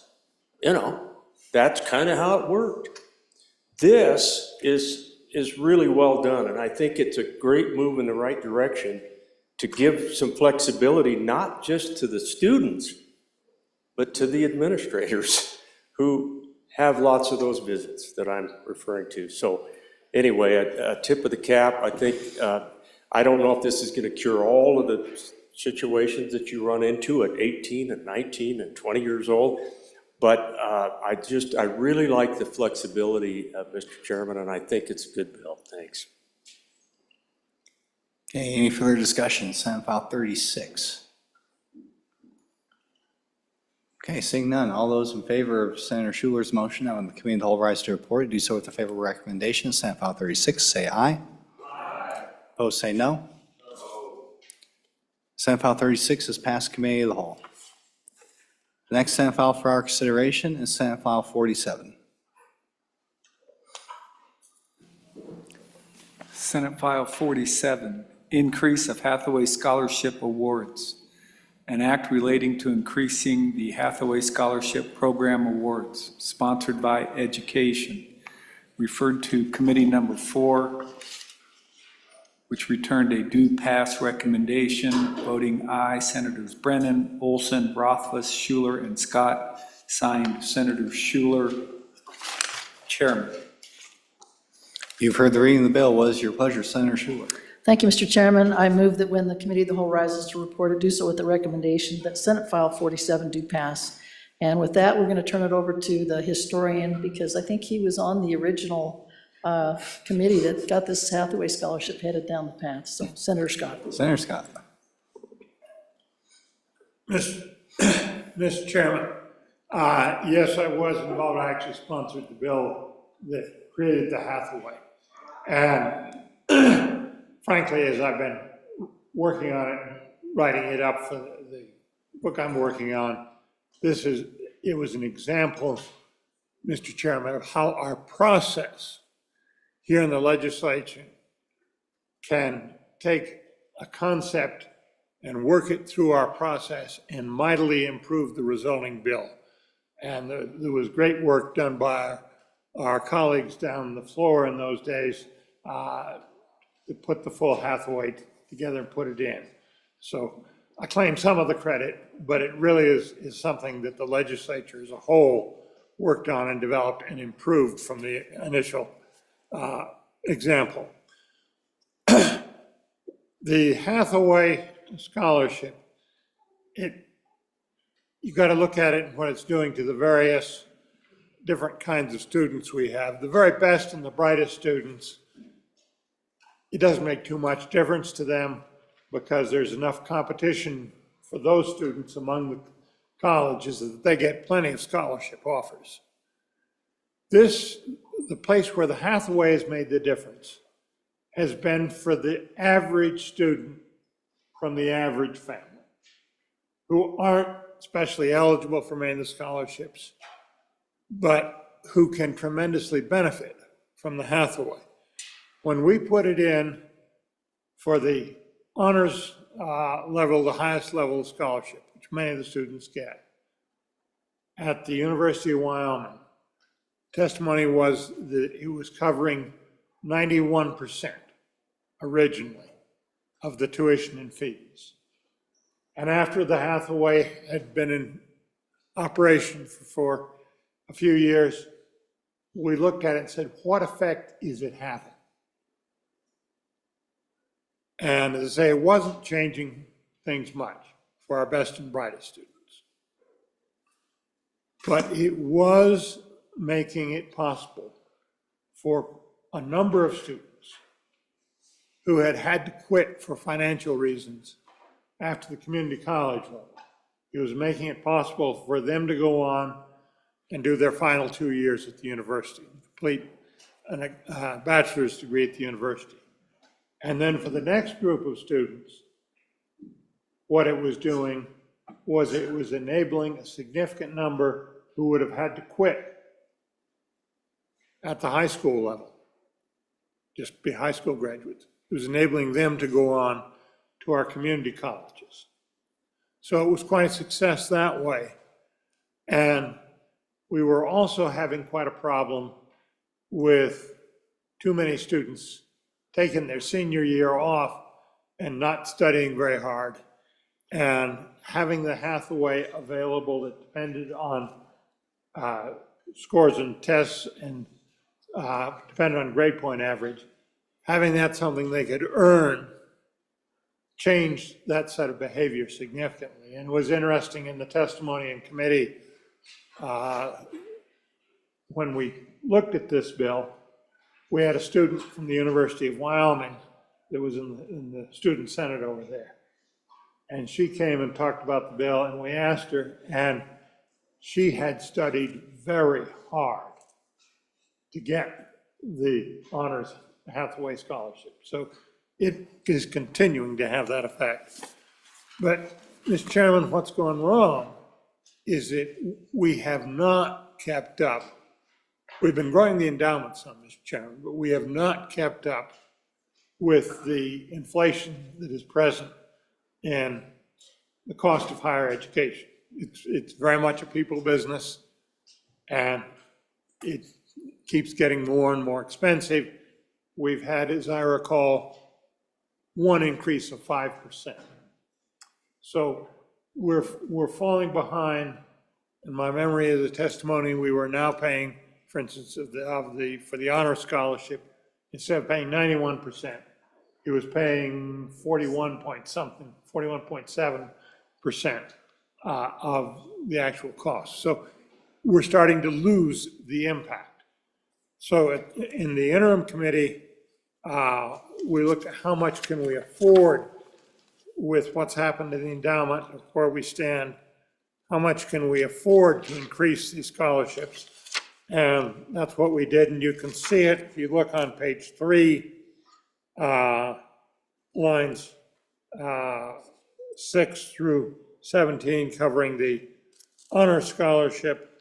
We go from currently paying, and it's in the statute, $1,680 per semester to $2,360, an increase of $680.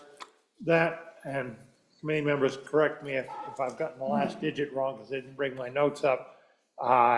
That's in the 57% range of tuition fees. So we have more work to do. We'll have to increase the endowment when we have some good financial years, but this is what we can afford to do right now, and it will help keep the Hathaway something that has been a real benefit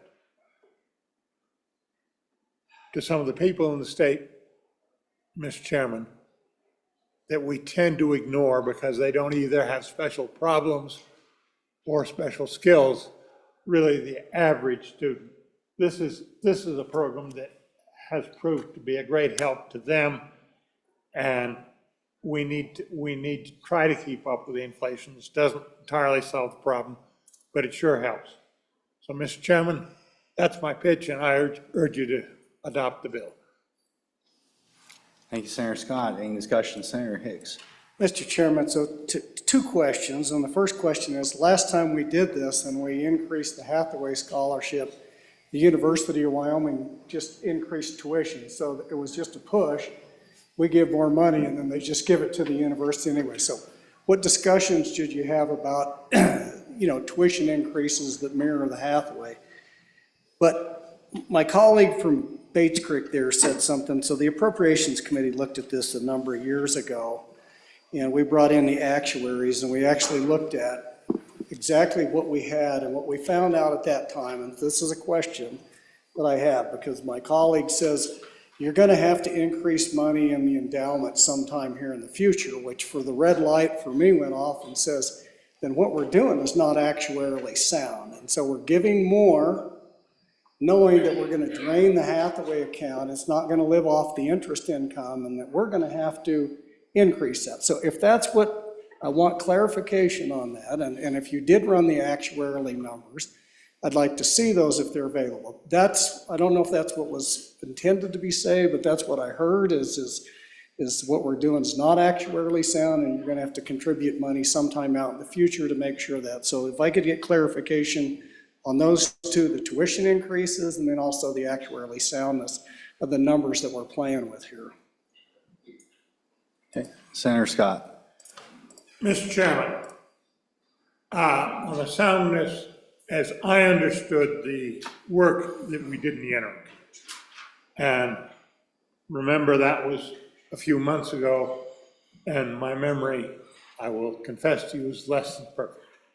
But this is sound. What we're proposing this time is sound. We didn't go further, even though we would have liked to, because we would not have been sound and would have had to have an appropriation.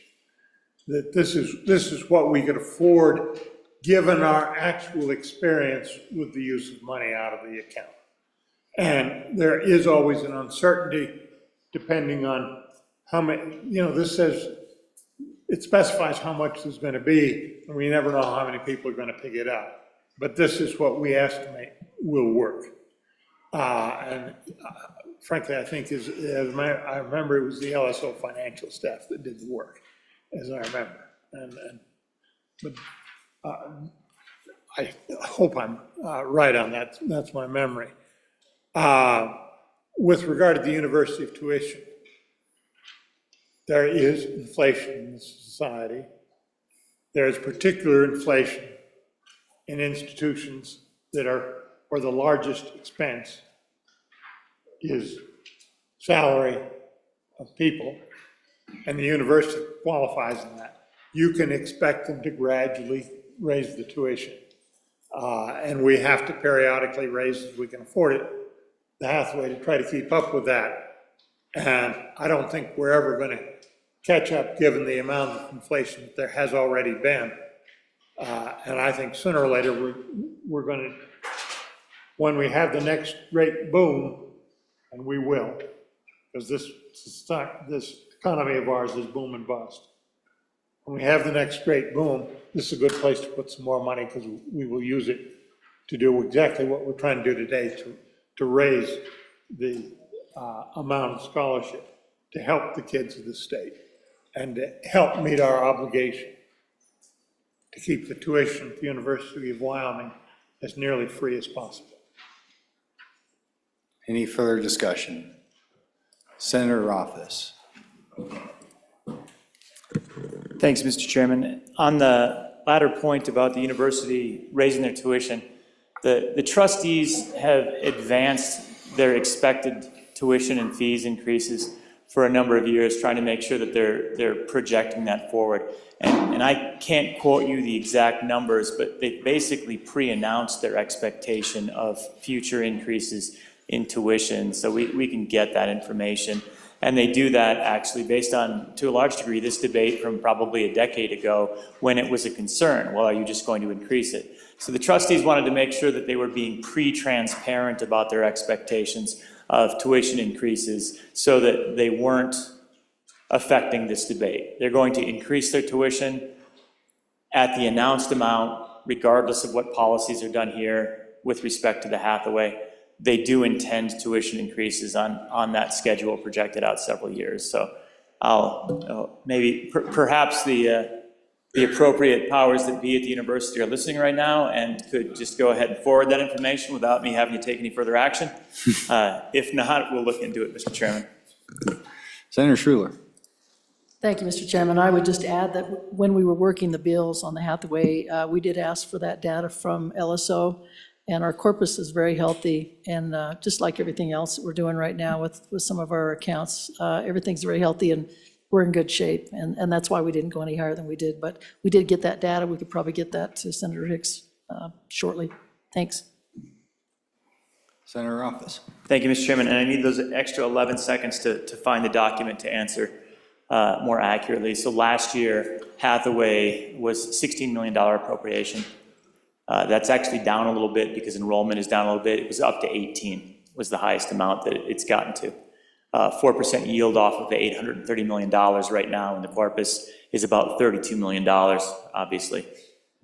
So when we're looking at this, we could have gone to 150% narrowly, and so we're at 140%. And so it is a conservative approach based on the existing revenue, and we would still expect then to be building the corpus at the same time as meeting the obligations, and that's even assuming that we return back to the high point of Hathaway use as opposed to the decline number that we had last year, Mr. Chairman. Any further discussion? Senate File 47. Okay, all those in favor of Senator Schuler's motion with the Committee of the Whole rise and report, do so with a favorable recommendation. Senate File 47, say aye. Aye. All those opposed, say no. Senate File 47 is passed Committee of the Whole. The next bill for our consideration is Senate File 52.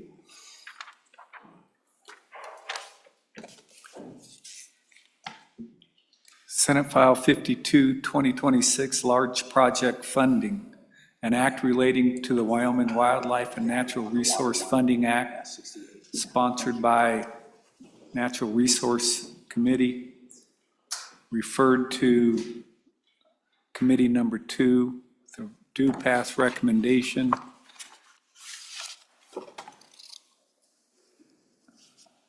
Re-referred. Voting aye, Senator Driscoll, French, Garou, Larson, and Salazar. Signed, Senator Salazar, Chairman. Referred to Committee Number 6 with a due pass recommendation. Voting aye, Senators Hicks, Landon, Jones, Schuler, excuse Senator Boner. Signed, Senator Landon, Chairman. Okay, you've heard the reading of the bill. What's your pleasure, Senator Landon?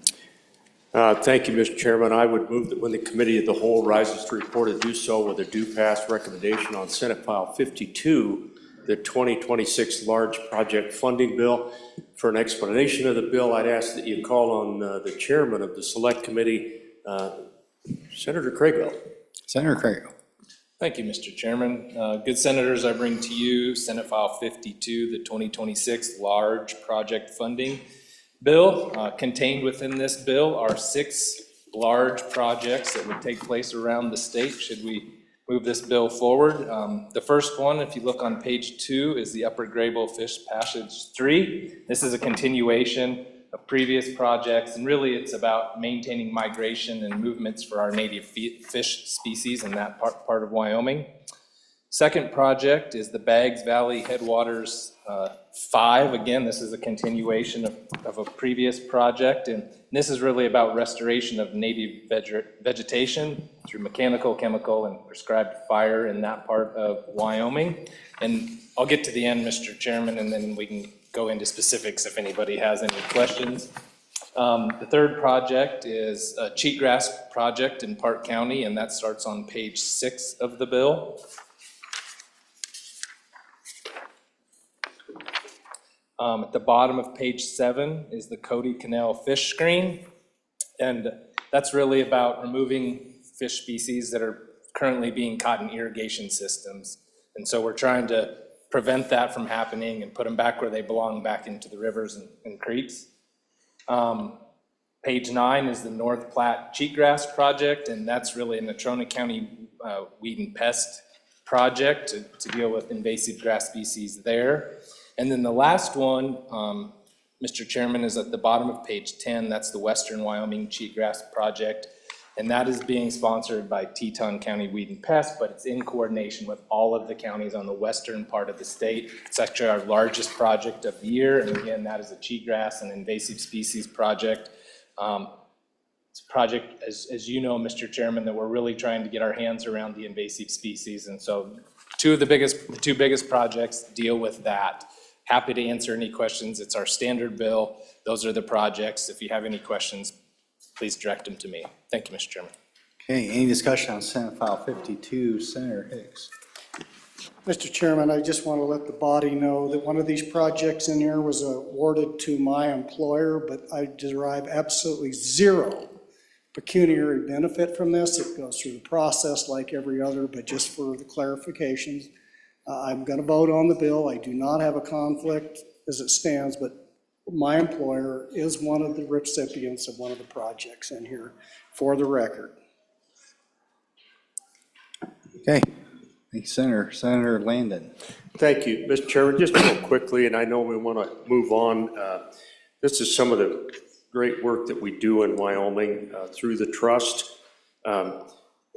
Just to kind of remind fellow senators, there are 6 or 7 projects that you're seeing today as large project. They reach a threshold, and then that is to come to us for approval. In the meantime, there's a whole bunch of smaller projects throughout the year that are accomplished, and the chairman has that, and I have that. If you have any interest of what kind of projects are going on out there, I think 73 smaller projects were accomplished over the last year by this trust. And so pretty representative of just about every one of our counties.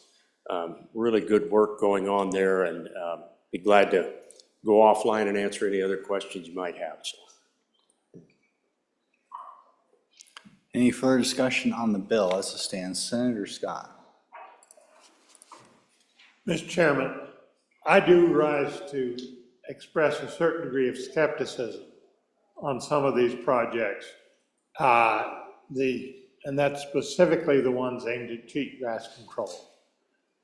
You can get in trouble with cheatgrass. It is an invasive species. We do have it all over Wyoming. If you get into a circumstance where you're getting a solid cheatgrass stand and that stuff will burn like kerosene, you can create what almost amounts to a cheatgrass monoculture. And that has happened in Idaho, just to the west of us, where they have a lot more lightning-caused fires than we do. We have some all the time. But in general, in Wyoming, my experience has been you can keep the cheatgrass within some kind of reason by simply managing the range in an effective way. And some of these cheatgrass projects, I really wonder if we aren't just supporting a weed and pest empire without all that much benefit on an issue that in general, in Wyoming, we ought to be able to take care of through local landowner management. I just wonder if there aren't a better set of projects to work on than some of these. Senator Crago. Thank you, Mr. Chairman. Just in response to the good senator from Bates Creek.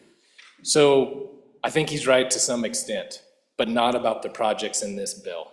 I mean, I think that he's right that there are ways to manage that problem, but these particular projects that we're moving forward in this particular bill, I've toured them, I've seen them, and it is a monoculture. And we're just trying to get our hands around that before it grows any bigger.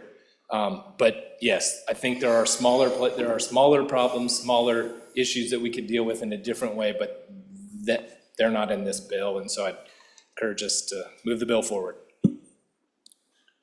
Any further discussion before we get to the Committee of the Whole amendment? Okay, seeing none, Senator Landon has a Committee of the Whole amendment. Go and get that read in. Senate File 52, Committee of the Whole Amendment Number 1, page 2, line 13.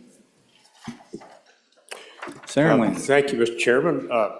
I had forgotten that we did this one, but thank you for that. I would move Committee of the Whole Amendment Number 1 to Senate File 52, and this is just simply a staff correction that I would, at the top of page 3, you'll notice that we change 48 and delete 1,850, 48,850, and it's just simply 48. So that's not a good description, I apologize, but that's the Committee of the Whole amendment.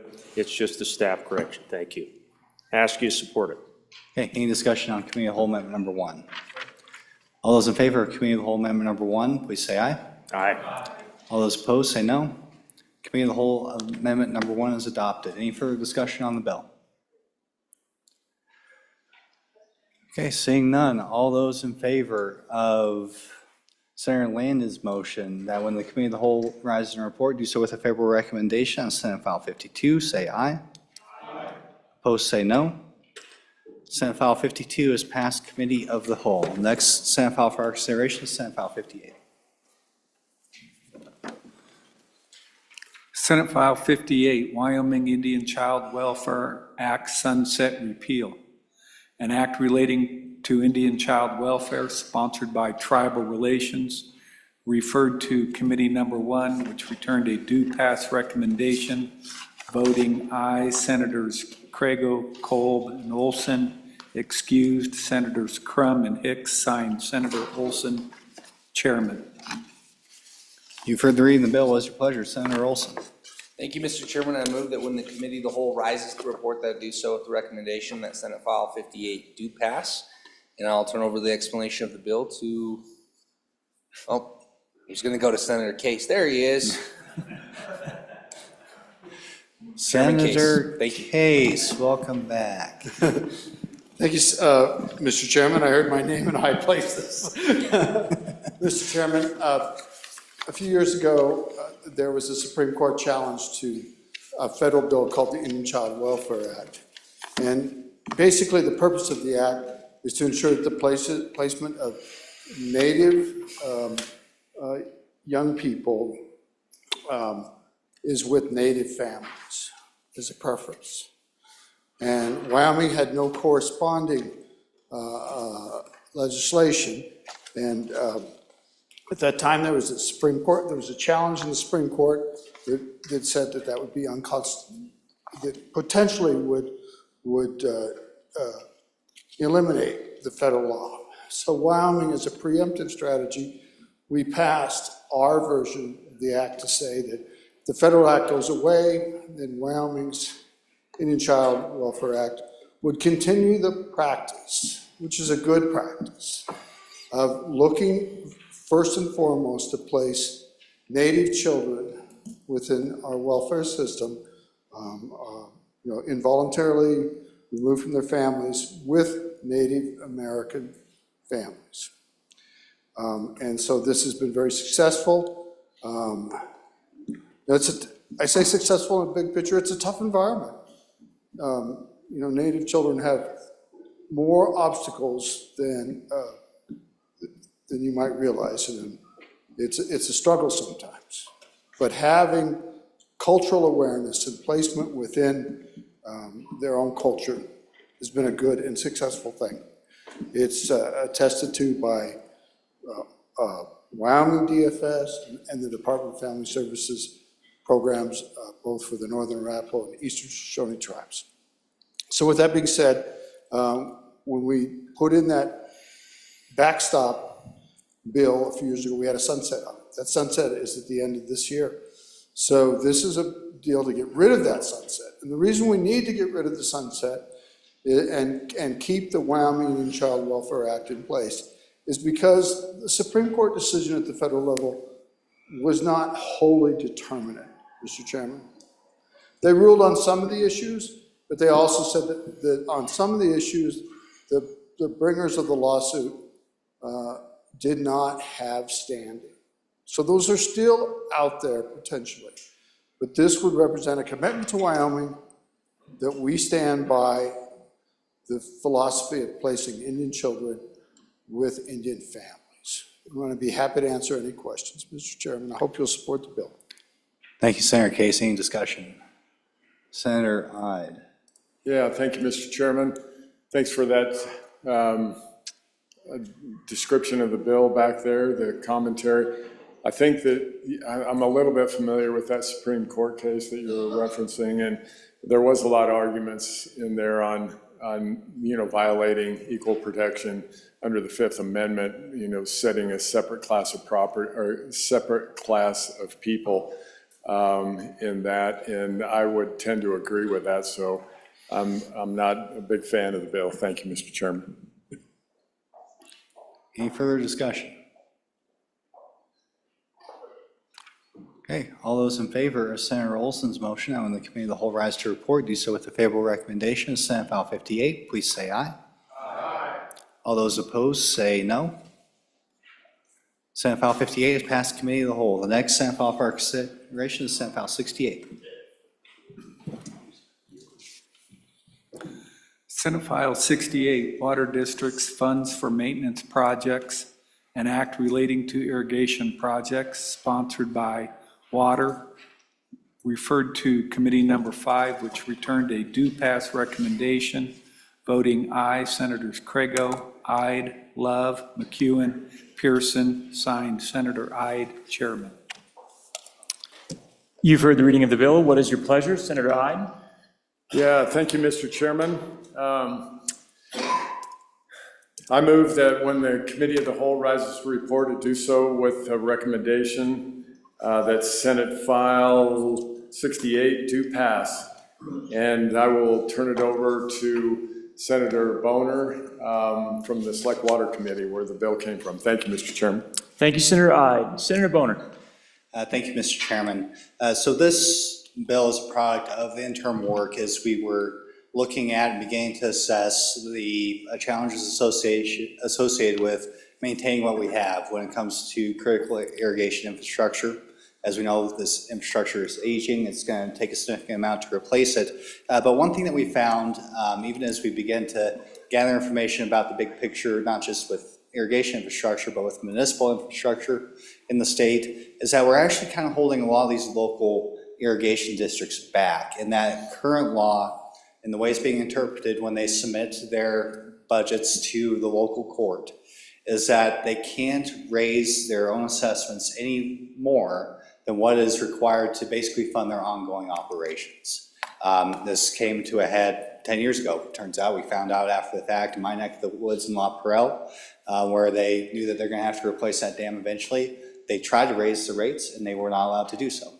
So this bill changes that. It allows a irrigation district, a watershed improvement district, or a water conservancy district to go ahead and raise their rates to begin to pay for some of these larger one-time costs. It also gives them the opportunity to invest that with the state treasurer. in the local government investment pool. So if they do keep it, they have to keep it in a separate major maintenance account, or they can assign it to the treasurer, at which point hopefully they'll realize a greater return on investment as they pool those funds. So that's the bill. That's what it does. It gives a little bit more local control at this time when we know that we're going to have a significant amount of expenditures to replace that infrastructure, and gives those local entities an option to invest those in a way that's going to maximize their return. So that's the bill. I'll stand for any questions. Thank you, Senator Boner. Any discussion on Senate File 68, Water Districts Funds for Maintenance Projects? Any discussion? Senator Hicks. Yeah, Mr. Chairman, just a question, and it delves into specifically for the water conservancy districts. And so the language is good, but the question I have is it says the amount to be raised under this section may include any amount for major maintenance projects. But within that section, the way they do that is they assess mill levies. And it doesn't say they can adjust the number of mills in here. It just says they can, the amount that they raise under this section may include an amount. So in many cases, and there's not a lot of water conservancy districts, but there is a number scattered across the state, where they have a number of assessments, but under assessment A is basically a property assessment, but they're restricted to the mills. And so the language in this says they can raise more, but if they're already tapping one mill, how do they do that? I'm trying to understand, does that language say that they can go beyond the 1 mil? Because that's where most of them are at right now on that assessment. So just clarification. Thank you, Senator Hicks. Any further questions before the proponent rises? Seeing none, Senator Boner. Thank you, Mr. Chairman. No, it does not change the maximum limit. Now, if such a case that, we, in fact, in order to give effect to this bill, we'd have to give them an opportunity to go past that 1 mil. I think that's something we could consider, but it didn't really come up in the interim. So no, we didn't change any of the other rules associated with whether it be a mill or an assessment on the members. We didn't touch that at all. It just removes the restrictions. So if there's additional work that needs to take place, that's something we could certainly consider. Thank you, Senator Boner. Any further discussion on Senate File 68? Further discussion? Seeing none, all those in favor of Senator Ide's motion that when the Committee of the Whole rises to report, it do so with a due pass recommendation on Senate File 68, please say aye. Those opposed, no. Senate File 68 has passed the Committee of the Whole. The next bill for your consideration is Senate File 9. Will the reading clerk please read the Senate file? Senate File 9, Fentanyl to Minors Enhanced Penalties, an act relating to controlled substances sponsored by Judiciary, referred to Committee Number 1, which returned a due pass recommendation, voting aye, Senators Crego, Crum, Kolb, and Olson, excused Senator Hicks, signed Chairman Olson. You've heard the reading of the bill. What's your pleasure, Senator Olson? Thank you, Mr. Chairman. I move that when the Committee of the Whole rises to report, that do so with the recommendation that Senate File 9 do pass. And I will walk you through this very simple bill. Committee, the bill, what it does, everything, if you go to page 3 and look at subsection C, that's really the bill. And essentially what it does is it says that if you distribute fentanyl, if you're over 18, you distribute fentanyl to someone under 18, then we're going to enhance the penalty. And what it does is it enhances it to twice that authorized by statute, both the fine and the prison time. So that's the bill. Give you a little background information on the genesis of the bill and some facts on why this bill went through judiciary and what we looked at when we ran this through the interim. For those of you that don't know, fentanyl is a man-made opioid, and in as little as just 2 milligrams of fentanyl can be fatal. So it is extremely dangerous. It's odorless, it's tasteless, it's invisible. Fentanyl is approximately 50 times stronger than heroin, 50 times stronger than heroin, and 100 times stronger than morphine. It's a drug that's used to treat severe pain, so it does have a medical use when it is prescribed, but illicitly, It's manufactured and added to other drugs to make them more powerful and spread throughout drug markets. In 2023, 708 minors were a victim of fatality from this drug, from drug overdoses, excuse me. 76% of which involved fentanyl, 76%. Youth ages 15 to 19 are the largest group affected by that. And the way that they are affected is generally through counterfeit pills that they pick up off of social media, appearing to be prescription drugs, but they contain the deadly fentanyl. Over 5,000 children have died from overdoses of fentanyl in the last 2 decades. This is nationwide.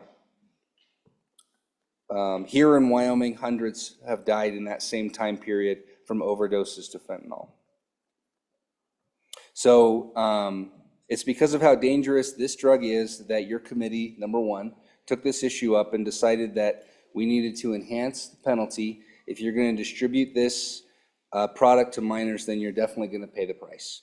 And like I said, it's twice the penalty that exists in statute. What it will do is bring us in line with the federal law. So federal penalties for distribution, you can actually get 20 years to life if you cause serious injury or death in the distribution of fentanyl. For minors, and I shouldn't say minors, the federal law applies to anyone 21 and older for this penalty enhancement, and it's a double max. And on your second offense, it triples. So we're treating it just as seriously as the feds do. And then I can send this around if you're interested in it, but if you just look at state-to-state comparisons, this will bring us in line with a lot of states that have very similar provisions that either have life sentences, a lot more serious than the way we're taking it, or in general will extend the sentences anywhere from 20 years to 50 years. That's not uncommon amongst your states. So states are very aggressive, and it's time for Wyoming to be just as aggressive. So I do ask for your favorable consideration of this Senate file, and I will take any questions.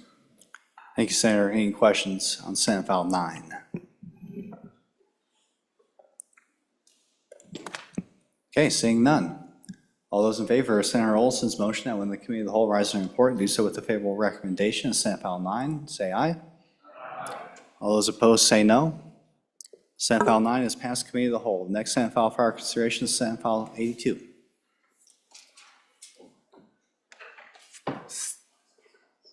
Senate File 82, Duties of Registered Agents Amendments, an act relating to corporations, partnerships, and associations, sponsored by Senator Crego, referred to Committee Number 7, provided a due pass recommendation, voting aye, Senators Boner, Case, Dockstader, Landon, and Steinmetz, signed Senator Case, Chairman. You've heard the reading of the bill. What is your pleasure, Senator Case? Mr. Chairman, thank you. I move that when the Committee of the Whole rises to report, that it do so with a due pass recommendation on Senate File 82, Duties of Registered Agents Amendments, and I'd ask you to yield to the bill's sponsor, Senator Crego, to talk about this good little bill. Thank you, Mr. Chairman. I bring you Senate File 82, Duties of Registered Agents Amendments. Ask for the body's favorable consideration. Good senators, this is a bill, as I mentioned on the introduction, that's an attempt to fix a problem that's very important to me back home, but important to other communities around the state. We heard during committee that it's a big problem in Fremont County, which I knew ahead of time, but other folks also heard that testimony. And really what we're trying to do is create a know your customer standard for our registered agents, which right now doesn't necessarily exist. Under current law, you have to know the names of directors and other non-ownership positions, but you don't have to know who actually owns the company as the registered agent. This bill would change that. And if you look on page 2, it's new paragraph D. You'd have to know as the registered agent the names and addresses of each domestic entity's owners, including but not limited to partners, members, and shareholders, unless the entity meets one of the following. And then so what we did is we created some exemptions in the statute, because really The main issue we're having with all of these LLC filings are from out of state and quite often out of country companies. So, Mr. Chairman, the exemptions apply if you have a company that has more than 100 employees. So that would cover a lot of our domestic companies within the United States, but not necessarily in Wyoming. Exemption number 2 at the bottom of the page would cover all of our in-state companies that actually have a physical presence, brick and mortar here in Wyoming. They would not have to, the registered agent would not have to collect information on them because we know who they are. They're not here for nefarious purposes. They're providing a service to all of us in Wyoming. And then if you turn to page 3, in an effort to help out some of our newer type entities, the DAOs and DUNAs are also exempted, as our good blockchain committee would like me to do. Since I now serve on that committee and know nothing about it, would have to yield to someone on the floor if you want specifics about that, but it does help them. Mr. Chairman, right now we are having one law enforcement request after another for investigation in our county back home. Other counties are having the same problem, and now it's spilling over into our county governments. Our local assessors, our local treasurers are dealing with the problem because they have no solution for. And so this is really an attempt. I will tell the body, this is not the end-all solution.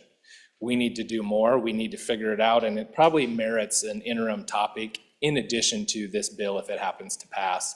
Mr. Chairman, we need to go deeper and figure out a longer-term solution. But in the meantime, I think this would at least help not only our local law enforcement, but our other local county officials that are just having a huge problem with this. We've made the news in the northern part of the state, national news on many occasions, because we have become the central location for a lot of what I'm gonna call less than scrupulous entity filings. And there's thousands upon thousands, hundreds of thousands per year that are being filed, and a lot of them, not all of them, but a lot of them are not doing it for the right reasons. And despite the income that it may bring to the state of Wyoming, it's putting a black eye on the state. And so I'm happy to stand for any questions about the specifics of the bill or any of the background. Thank you, Mr. Chairman. Thank you, Senator. Any discussion? Senator Scott.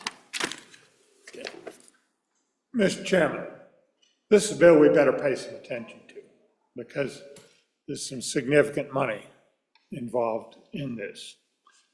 The state of Wyoming has gradually become one of the top 2 or 3 states for incorporation in the United States. Delaware's number 1. And we can't compete with Delaware for the large corporations because their chancery courts have got 100, 150 years experience in dealing with the business disputes of large corporations. And they have an advantage that unless they get too politically correct, and they've shown a little sign of doing that, but unless they mess it up, Delaware is going to be number 1. We are, I believe, now currently number 2.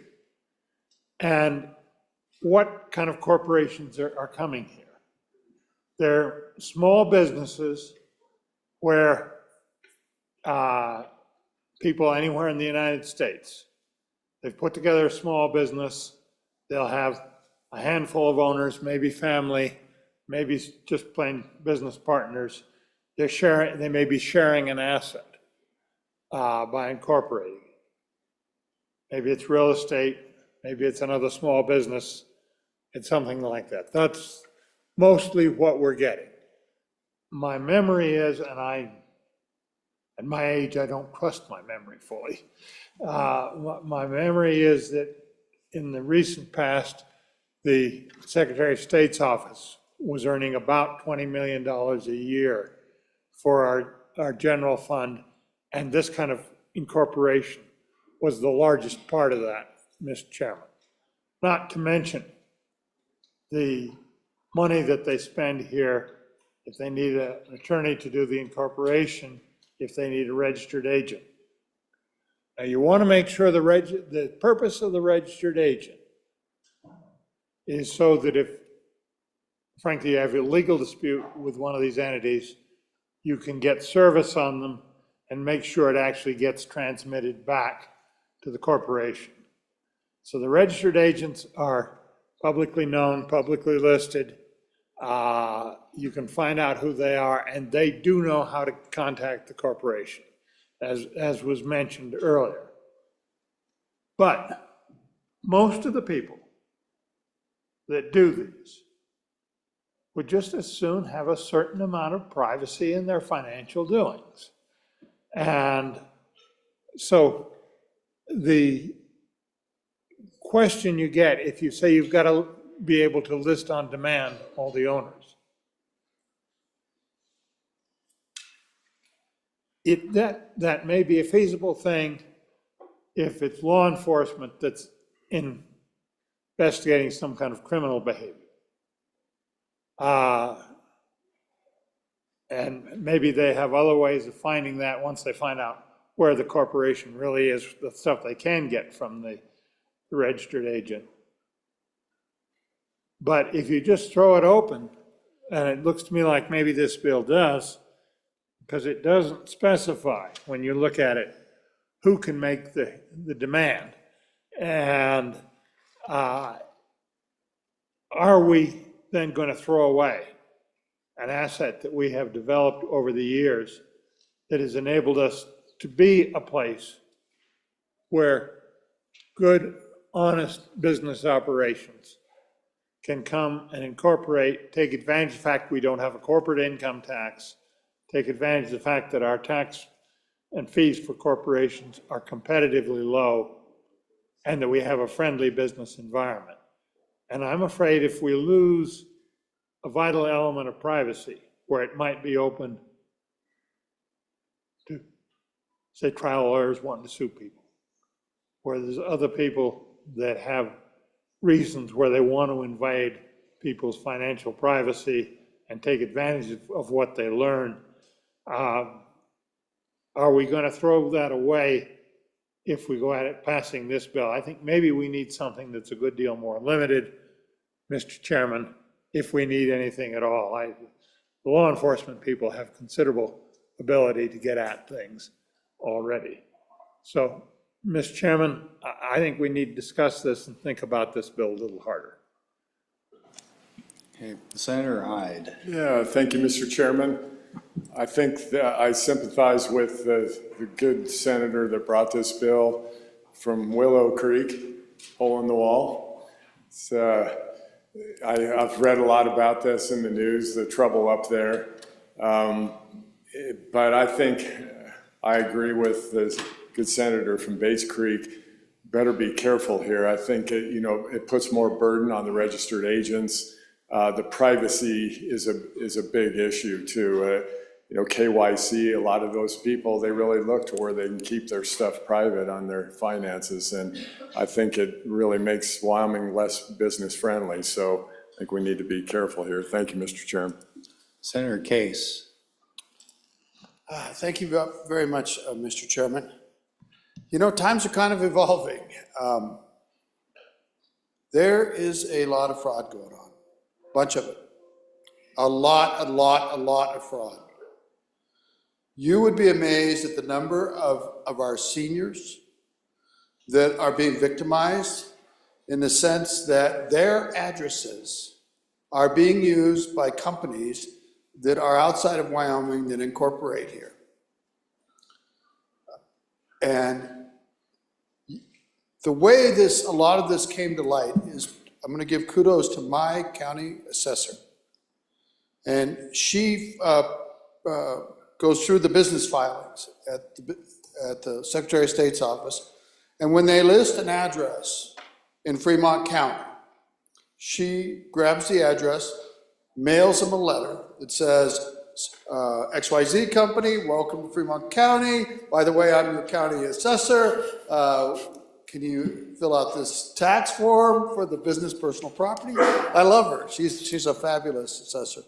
Well, what she has is they'll go to known addresses of people that are constituents of hers and constituents of mine. And they'll say, I've got 3 of these this month. It happened to me personally because someone said that they had established a business in the lot that my corporation owns, that's all, you know, it's already owned by someone else. It is a rampant, and the number of filings, far from being slowed by anything, they just keep accelerating. There are thousands every day. People that want to take advantage of Wyoming's good corporation laws that we work so hard to do, but we don't have a clue as to what purposes. And so this is kind of to say, look, we need to know more about these companies. Now, I will tell you that our county assessor would sometimes contact the registered agent and say, you know, you're listed as the registered agent. This business says they do business in Fremont County. We'd like to get a hold of them and so we can send them this tax notice. They would say, we don't have to provide that. And it is rampant. I want Wyoming to be a solid place to do business. I love the idea of a chancery court. We're going to build a body of law. We're going to compete with the best of the best. But I don't want a reputation as a cellar dweller. And I'll tell you, there was no opposition to this bill in committee. There were people that were registered agents there, at least one that's very prominent that has worked on our corporate laws and expressed a little angst, but said that they could live with the law. So I do think probably there's interim work that needs to be done, but I tell you, we have a huge problem. These people are just grabbing addresses that they find, using it to incorporate. We don't know what they're doing. I will tell you the FBI has been involved in some cases through the Secretary of State's office, but we don't have a beginning to get a handle of it. Not even close. So I don't think this bill's perfect, and it's maybe a little bit of a stopgap. And I hope the good bringer of the bill and my good colleague from Natrona County that works so hard with me on all these corporate laws will help us in the interim as we work more towards getting a handle. Because there's got to be some middle ground. It can't be wide open. We wrote these laws to give protection to legitimate business entities. We encourage it. We look to it to be an important future to our state. People that are doing illegal things or are unwilling to even provide the most basic of information. And this is information that the registered agent must maintain. It's not public information. We don't want them in our state. Vote for this bill. Okay, any further discussion? Senator Barlow, then we'll get back to the sponsor. Thank you, Mr. Chairman. So when the bringer of the bill does arise, I think it would be helpful for some of us to, I guess, identify what a domestic and then what non-domestic entities are, so if we can understand what the current law would be. Thank you, Mr. Chairman. Okay, we'll go back to Senator Craigo. That's great. Thank you, Mr. Chairman. I'll address the last question first. So that's actually that's already in our statutes, and so that's a little bit confusing, but that just means any company registered within the United States. I mean, it's not necessarily within our state. It's a national notation, I guess. As to the questions or comments regarding privacy to the good senator from Bates Creek. So that's already in law. And so if you look at the next provision in our green books, which is 1728-108, it already talks about the confidentiality of all of this information, right? So this information will never be public unless it becomes part of a criminal investigation or part of an investigation pursuant to the Administrative Procedures Act. And so that's all set forth in 1728-108. And the Secretary of State can request this information pursuant to an investigation, which would include a request from law enforcement or could include a request from law enforcement. But none of this information would become public. It's all held by the registered agent. And the whole point of the bill is if these less than honest folks have to provide this information and prove it to the registered agent, they're not going to register in our state. What we're doing is making sure we have legal companies and with legal intentions filing in the state of Wyoming. This information will remain private. We're probably talking about 1/1000th of 1% of companies that would ever have this information even be asked for by the good Secretary of State. The Secretary of State, Mr. Chairman, if necessary, could actually then dig into who owns these companies and what are they doing in Wyoming. That's the whole point of the bill. It's not to provide this information to anyone or make it public in any manner, shape, or form. It's a deterrent. That's how it's supposed to work. Hopefully it does to some degree, why we continue to work these issues and figure out the long-term solution, because as of right now, we are the epicenter of these filings, and we have made national news time and time again. 2 years ago, I ran a similar bill, and since that time, I've been contacted by national news outlets why we haven't done anything in Wyoming, why my bill did not pass the first time. And I don't have a good answer, so I'm gonna try it again, Mr. Chairman, and I hope that answers some of the questions and alleviates some of the concerns, because a lot of them I don't think we need to worry about. Is this a serious bill? Absolutely. Is the good senator right? Should we take this serious? We should take all of our bills serious and make sure we're not going somewhere we don't want to go, but I don't think this bill does that. Senator Robbins.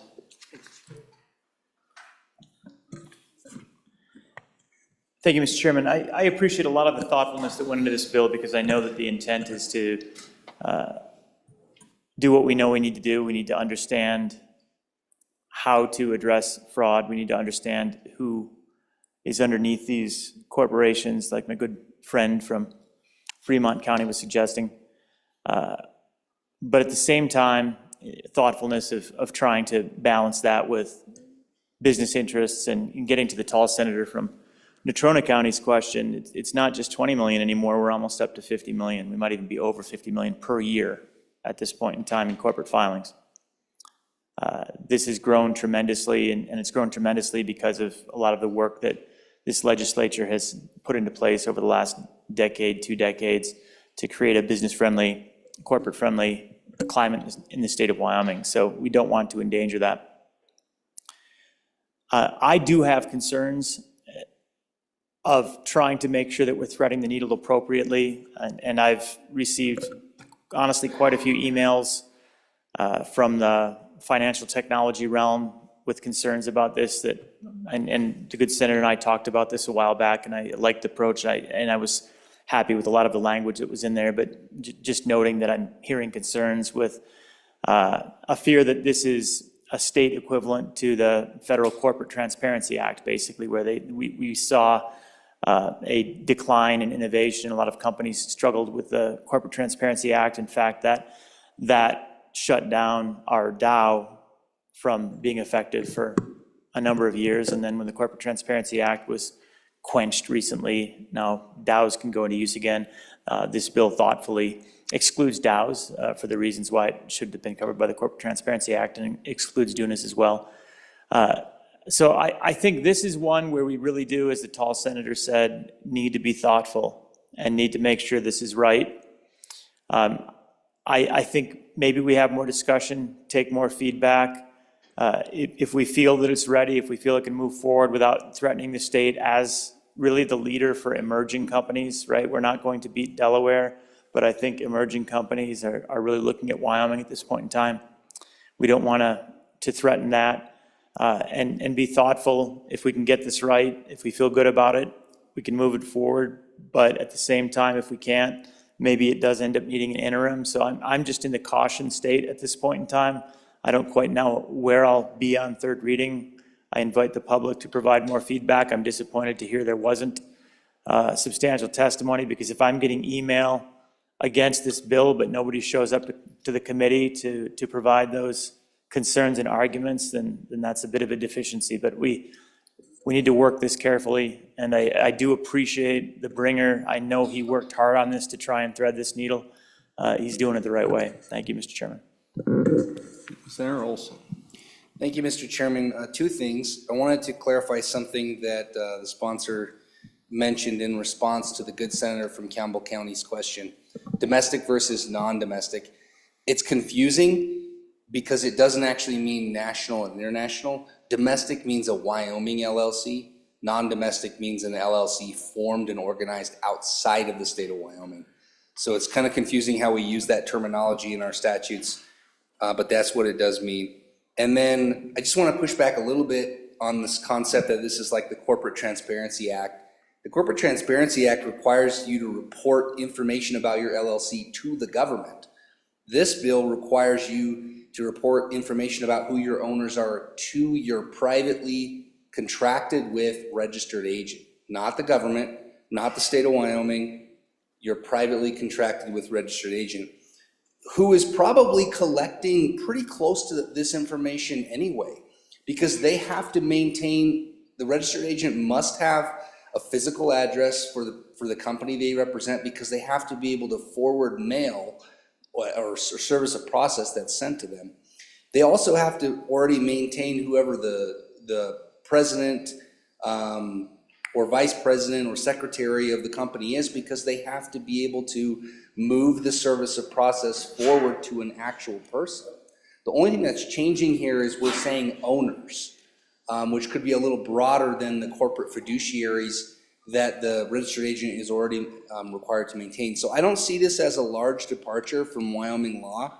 I think it's a small step towards getting it right, and I don't think you're gonna have a mass flux of people leave the state of Wyoming and not want to register just because they have to list some information with the registered agent. I think that's really important for this body to understand, that the information is being held by your registered agent, not by the government. And only the Secretary of State has the authority under statute to request that information.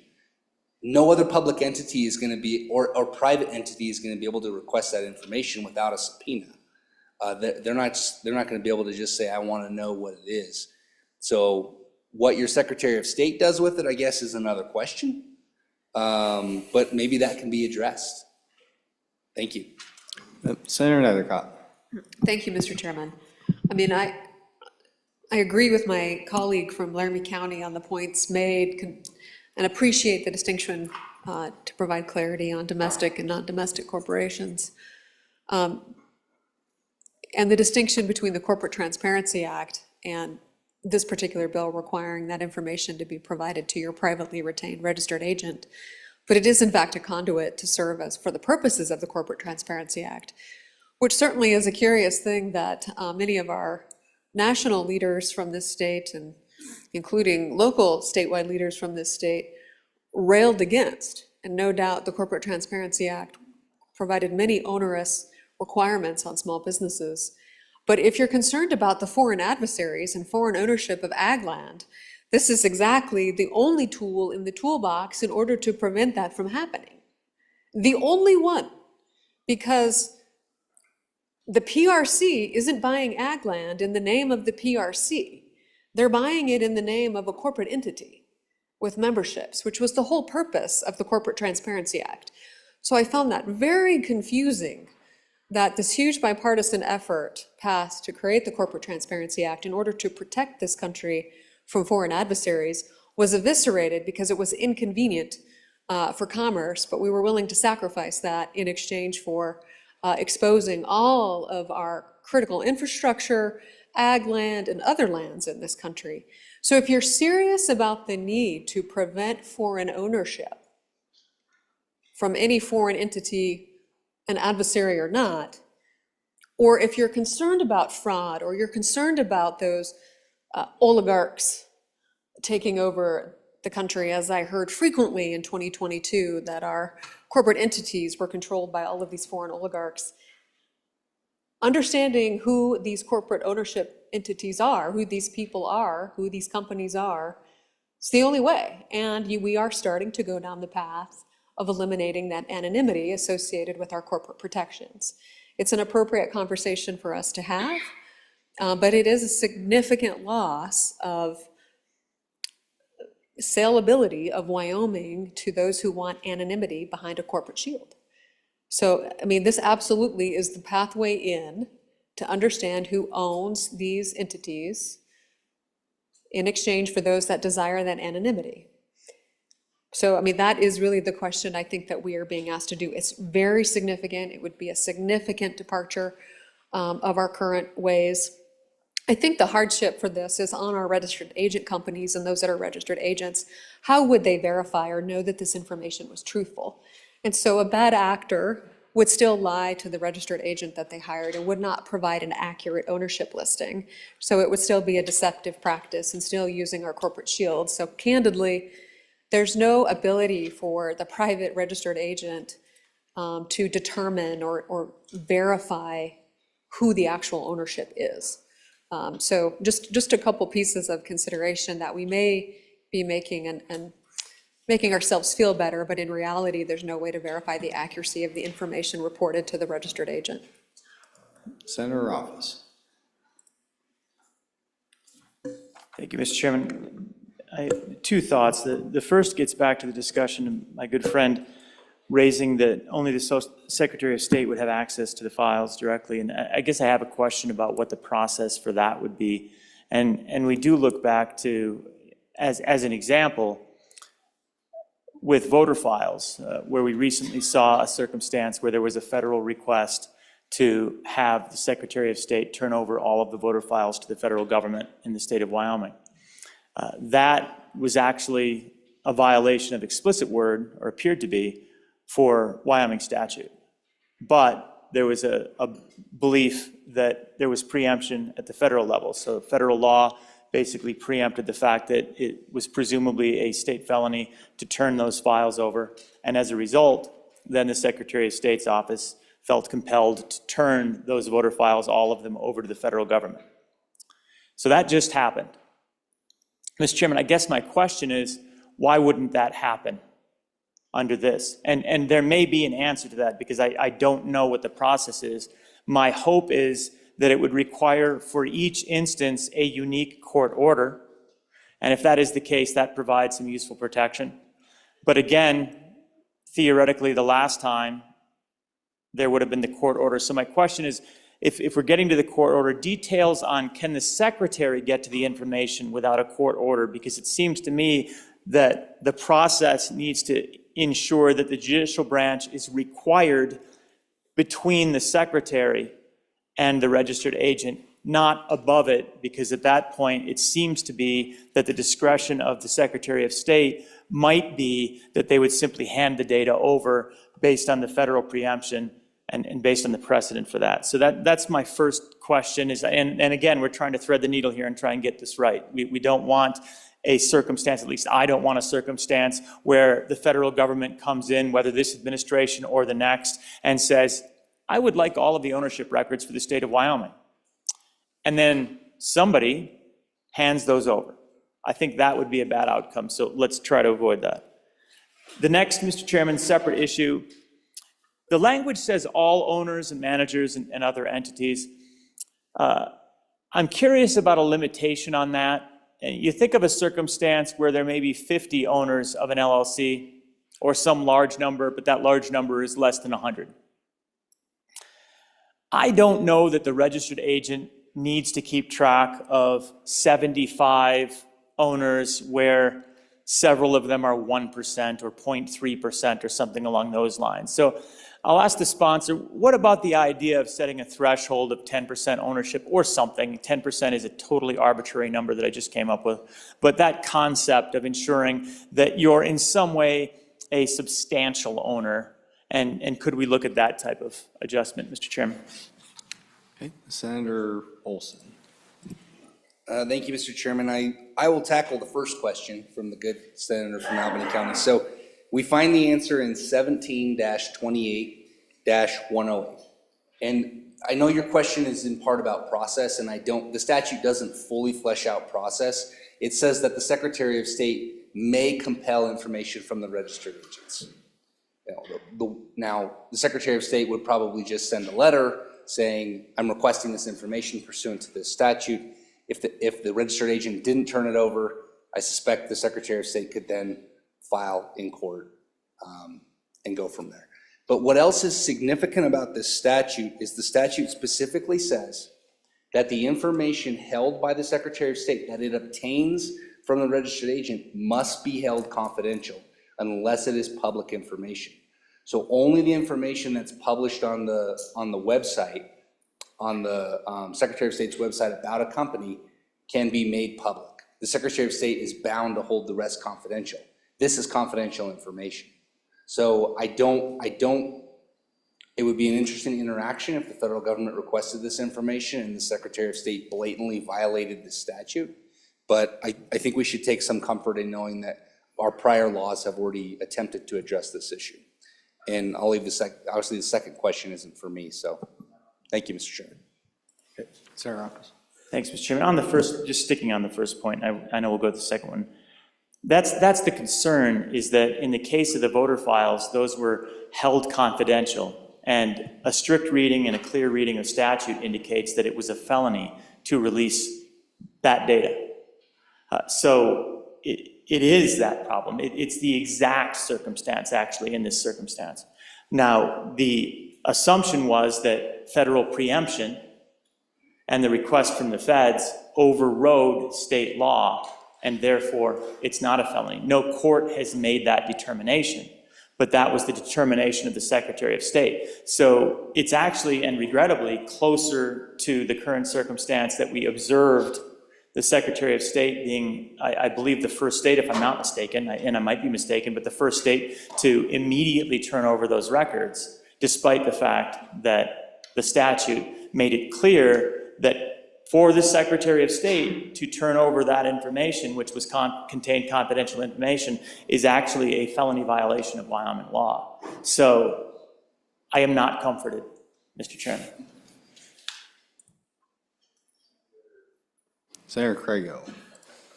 Thank you, Mr. Chairman. So just to add on to the last discussion about point number 2, I don't know if there's anything we can do about that. So to deal with the particular situation, we can beef up the law that already exists, which does prevent that disclosure. It's only allowed under very discrete circumstance. We could dig into that, but that's already the law. And so we could already have that issue. We may have to look at that. Again, I think this area of law needs some work, and that's one of the things we could talk about going forward, whether this bill passes or not. I think that's something important to talk about. As to the threshold, this discussion was actually had in committee. I am not opposed.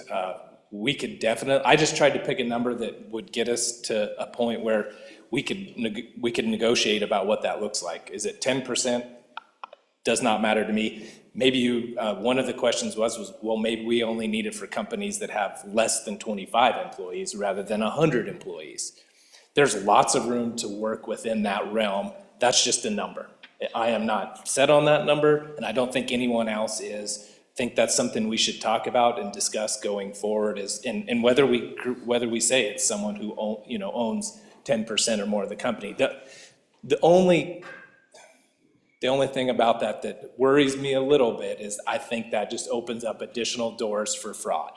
And if we say you have to list all owners, if there's less than a particular number, then we eliminate that chance. Now, as many people have already mentioned, we're never going to get rid of all of the fraud. We're just trying to eliminate as much as possible. So open to discussion on that. Thank you, Mr. Chairman. Senator Case. Well, thank you, Mr. Chairman. And just to remind folks, this isn't new. We worked on this really hard last year, too. We had 2 bills in this area, one that passed and one that failed. We had one bill that passed the legislature and is law that made it, in essence, that your company could be dissolved if you provide false information to your registered agent. And nobody's complaining about that one. We did that one. We passed both houses.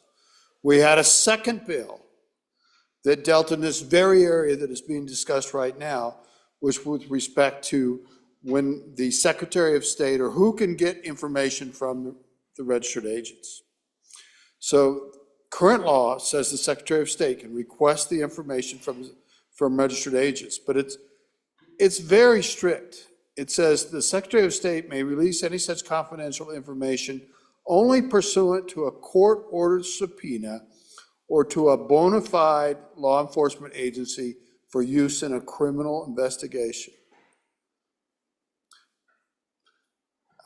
I can't think of anything better or tighter than that. I really can't. Last year, we did have a bill that said that our county assessors and county treasurers could get access to that information from registered agents for purpose of administering the tax code. But they were bound by the same requirements. That bill passed this body and failed it with our friends down the hall. So those are the things we tried to do last year, because this is not a new problem. But being the budget year and the committee had worked pretty hard on this last year, we didn't really put it on our interim topics. Lord knows we had a lot of election things to do apparently. So, sorry about that. That was a little too editorial, Mr. Chairman, but we didn't take it up. But I'm grateful to the senator from Johnson County and Sheridan County to bring this. It's a thoughtful way. And this information, it's within these private entities that are registered agents. Registered agents are big businesses in Wyoming, huge. Secretary of State can request information from the registered agent. They have to give it to them. It can't be released except for court order, subpoena, or valid investigation from law enforcement. I can't think of a better way. We can tweak the 100 shareholders thing or whatever, but honestly, I can't think of a better way to try to balance these issues of our rampant use of the Wyoming corporate laws for things that don't appear to be very above board. When people in my district have to go to the assessor's office and say, this letter came for me, or came to my house, but I'm not LTD, I didn't mean to pick it's an example corporation, XYZ Corporation. They're not here. I keep getting their mail. Have I done something wrong? Why do we have to put people through that? What other reason besides fraud would anyone be able to want to use someone else's address? Come on, you guys. We need to move this one forward. Do we need more work? Yes. Please give us your ideas. And we need to work it in the interim. But, and we can change this bill as we move along. It's right here in front of you. You need to move this bill forward. Any further discussion? Senator Scott. Mr. Chairman, we've had a good discussion on this bill. I do retain a concern, and part of that, I understand the business of giving information to law enforcement for a valid criminal investigation. And law enforcement knows how to handle that, and I don't see any problems there, Mr. Chairman. But it says it can be compelled to be released by court-ordered subpoena. And I'm not an attorney, and I don't understand all the ways you can get a subpoena, but I think it's a good deal broader than just a criminal issue. I think they're available in some of the civilian issues, are they not? And so I think we're open through that means to getting a lot more information released, Mr. Chairman, than I think we're likely to. I do know the county assessors have had some problems, but number one, it escapes me why the Secretary of State's office isn't just telling people, you don't actually have an office in the state, list your registered agent as the principal office. Because that's what's really going on. And the assessors don't understand that a lot of these corporations simply don't operate in Wyoming, and they go looking for something they can tax, and it's simply not there. We tax it with the annual corporate fee, and that's about it. Mr. Chairman, I think the key analysis here was provided by the senator that said, the registered agent does not have the ability to verify information on the ownership. And I think that's an accurate analysis.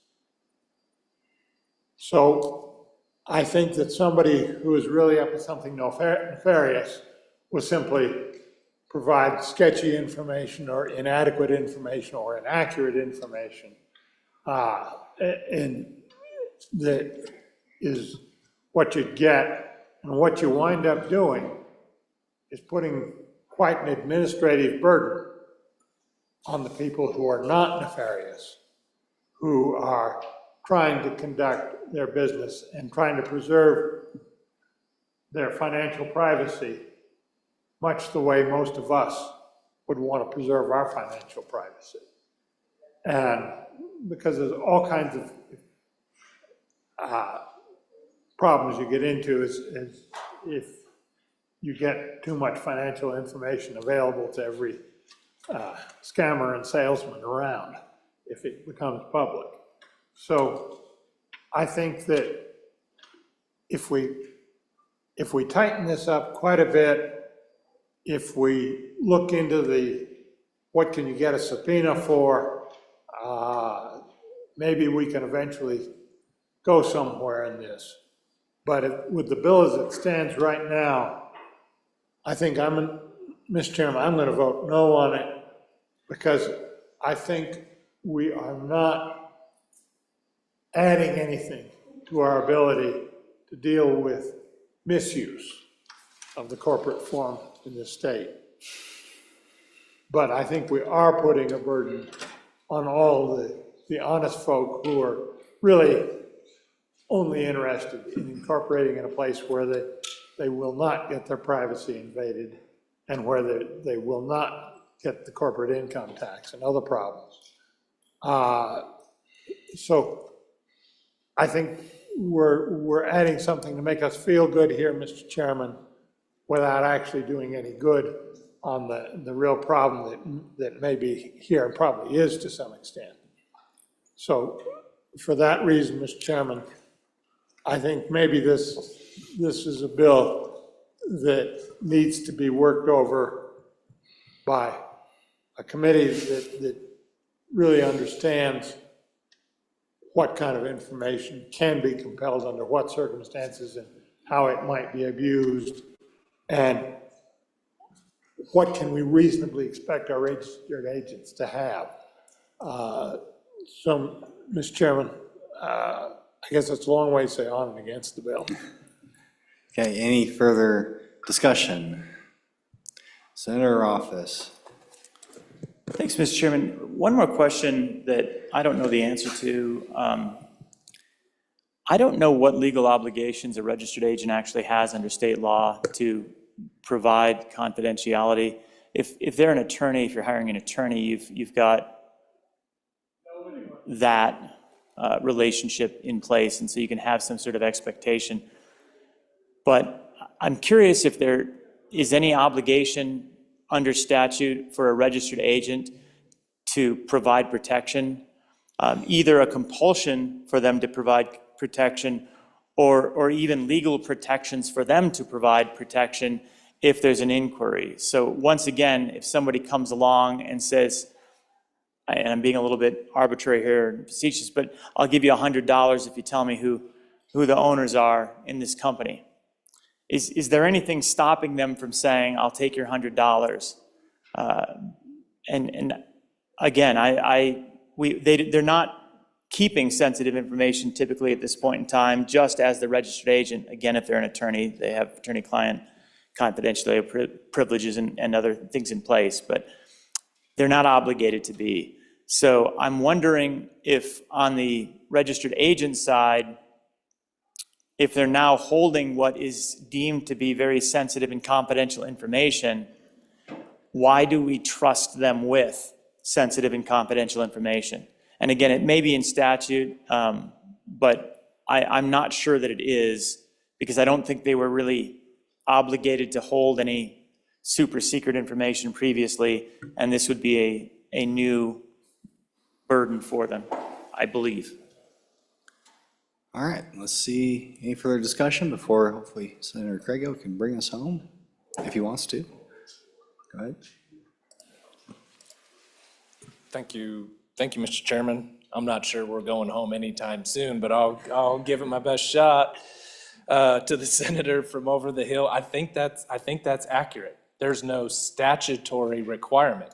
However, most of your RAs have an agreement.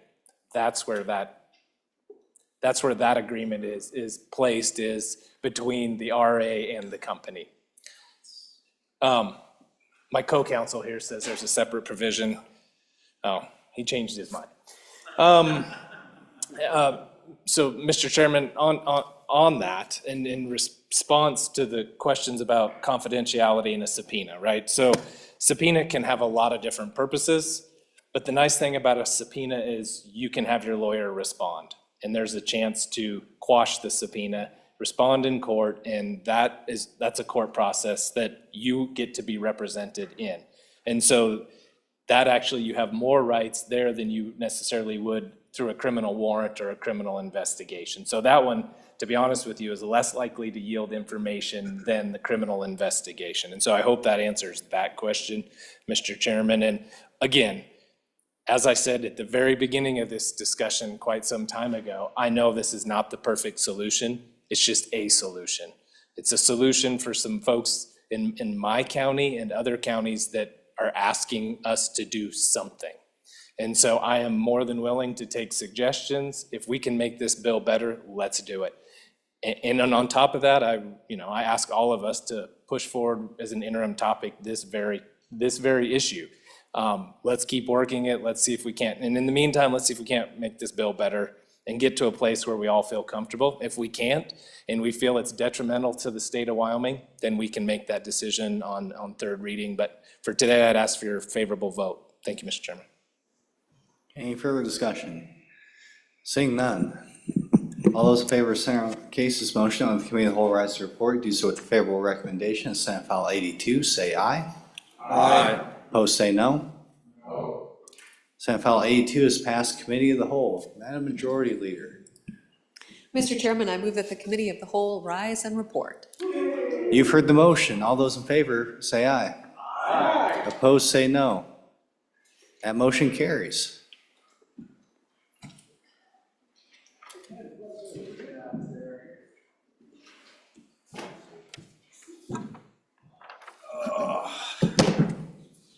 Committee of the Whole report. Mr. President, your Committee of the Whole, having had under consideration bills on general file, begs leave to report as follows. Senate File 4, do pass. Senate File 12, do pass as amended. Senate File 13, do pass amended. Senate File 32, do pass amended. Senate File 34, failed to pass Committee of the Whole and was indefinitely postponed. Senate File 70, do pass amended. Senate File 45, do pass amended. Senate File 79, do pass. Senate File 14, do pass amended. Senate File 36, do pass. Senate File 47, do pass. Senate File 52, do pass amended. Senate File 58, do pass. Senate File 68, do pass. Senate File 9, do pass. Senate File 82, do pass. Senator Boner, Chairman. Thank you. Senator Boner. Thank you, Mr. President. I move for adoption of the Committee of the Whole report. Thank you. All those in favor say aye. All those opposed, no. Committee of the Whole report has been adopted. Introduction of House bills. House Bill 45, first reading of the bill.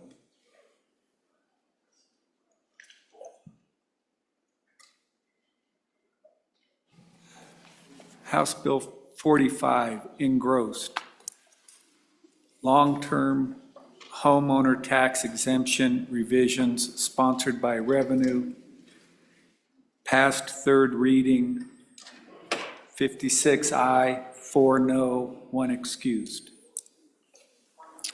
Thank you. House Bill 45 is assigned to Committee Number 3, Revenue. House Resolution 2.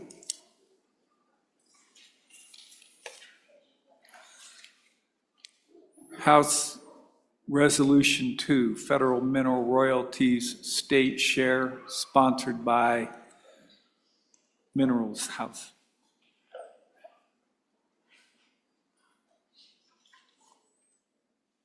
Passed third reading. Ayes 62. Ayes 61, one excused. Thank you. House Joint Resolution 2 is assigned to Committee Number 5, Agriculture. House Bill 85, first reading of the bill.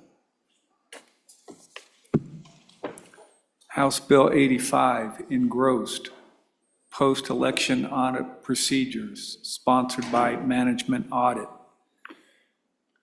Passed third reading, 60 aye, 1 no, 1 excused. Thank you.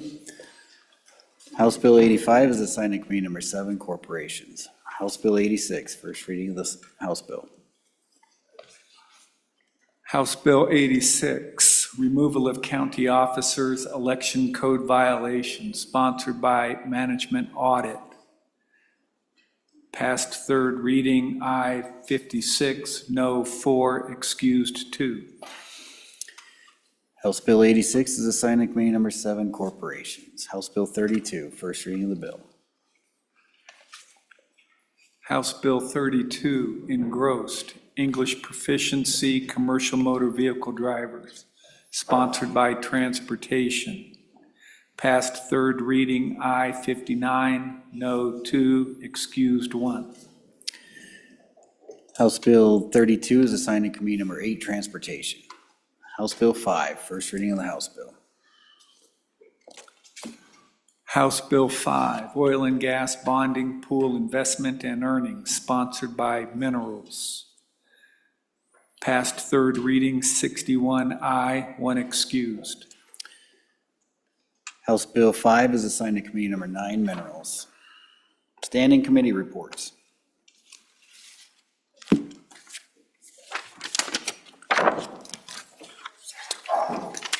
Mr. President, your committee number 1, Judiciary, dated February 16th, 2026, to whom was referred Senate File 71, Wyoming Department of Homeland Security, respectfully reports same back to Senate with the recommendation that it do pass, voting aye Senators Crago, Crum, Kolb, and Olson, excuse Senator Hicks, signed Chairman Olson.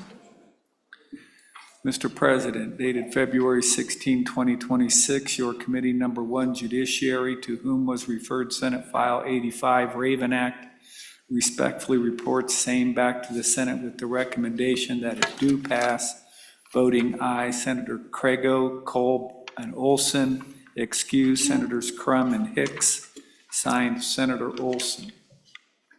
Mr. President, dated February 16th, 2026, your committee number 3, Revenue, to whom was referred Senate File 61, Motor Vehicle Sales to Family Members Not Taxable, respectfully reports same back to the Senate with the recommendation that it do pass as amended, voting aye Senators Case, Dockstetter, Ide, McEwen, and Pappas, signed Senator McEwen, Chairman.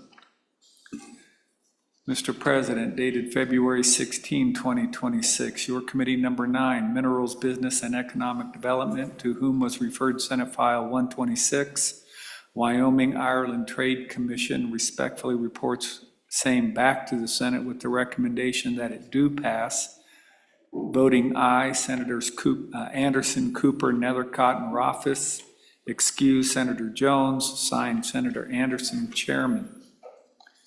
Mr. President, dated February 16, 2026, your committee number 9, Minerals, Business, and Economic Development, to whom was referred Senate File 125, Wyoming Business Council Amendments, respectfully reports same back to the Senate with the recommendation that it do pass as amended, voting aye Senators Anderson, Cooper, Jones, Nethercott, voting no Senator Rothfuss, signed Senator Anderson, Chairman.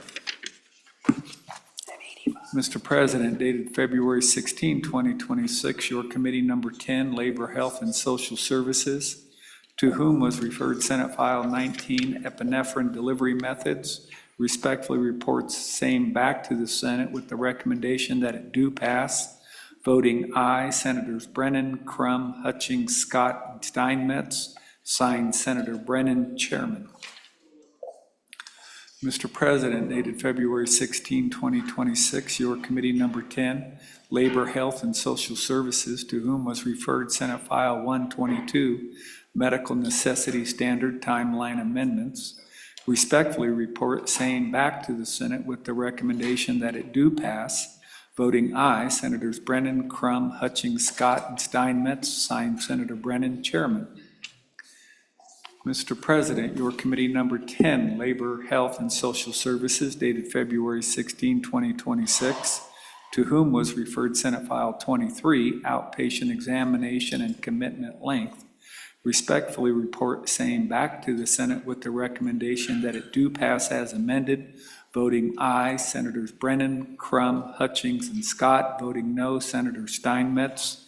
Signed, Senator Brennan, Chairman. Mr. President, dated February 16, 2026, your committee number 10, Labor, Health, and Social Services, to whom was referred Senate File 57, Transparency and Hospital Service Pricing, respectfully reports saying back to the Senate with the recommendation that it do pass as amended. Voting aye, Senators Brennan, Hutchings, Scott, and Steinmetz. Conflict, Senator Crum. Signed, Senator Brennan, Chairman. Thank you. Senator Olson, do you have a re-referral for me? Yes, Mr. President, I would like to re-refer Senate File 85, the Raven Act, to absent objection to Committee Number 2, Appropriations. Hearing no objection, is so ordered. All right, Madam Majority Floor Leader, that clears the desk. Mr. President, I move that we stand adjourned until 10 a.m., February 17th, 2026. Are there any announcements? Senator Ide. Yeah, thank you, Mr. President. Can I announce meetings for tomorrow? Yes, Thank sir. you. Your standing committee number 5, Agriculture, State and Public Lands and Water Resources, will meet tomorrow morning at 8, Capitol Extension Room W006 and online. Bills we will consider are Senate File 50, State Engineers Surface and Groundwater Study, and Senate File 84, Voluntary Water Conservation Program. Thank you, Mr. Chairman. Thank you, Senator. Any other announcements? Senator Salazar. Thank you, Mr. President. Senate Appropriations will be meeting tomorrow upon noon recess in room 301. We'll be dealing with Senate File 124, Economic Development, Rodeo Museum, and any referrals as assigned. Thank you. Thank you, Mr. Vice President. Senator Landon. Mr. President, thank you. A heads up to the Travel, Recreation, and Wildlife Committee. Tomorrow morning, we'll start at 7:30. TRW down in room 4 in the Capitol Extension. We'll take up Senate File 25, Landowner License Limits in Limited Quota Hunt Areas. Senate File 27, Leash Dogs for Tracking Black Bear. Senate File 43, Conservation District Supervisor Contracting. Senate File 66, Donated Hunting Licenses Amendments. And then we will meet again, Mr. President, at noon, the TRW Committee at noon in room 4 to take up Senate File 104, Higher Education Research Funding. Senate File 109, Cowboy State Agricultural Trust Fund, and Senate Joint Resolution 9, Keeping Public Lands Protected and Decisions Local. Thank you very much, Mr. President. Thank you for your hard work and that committee work, everybody. All right, any further announcements? Senator Nethercott. Mr. President, real briefly, your Rules Committee will be meeting upon adjournment in Capitol Extension Room 6 to review Senate Rule 15-9. Thank you very much. All right, absent any further announcements, you've all heard the motion. All those in favor say aye. All those opposed, no. Motion carries. The Senate will stand adjourned until 10 a.m. Tuesday.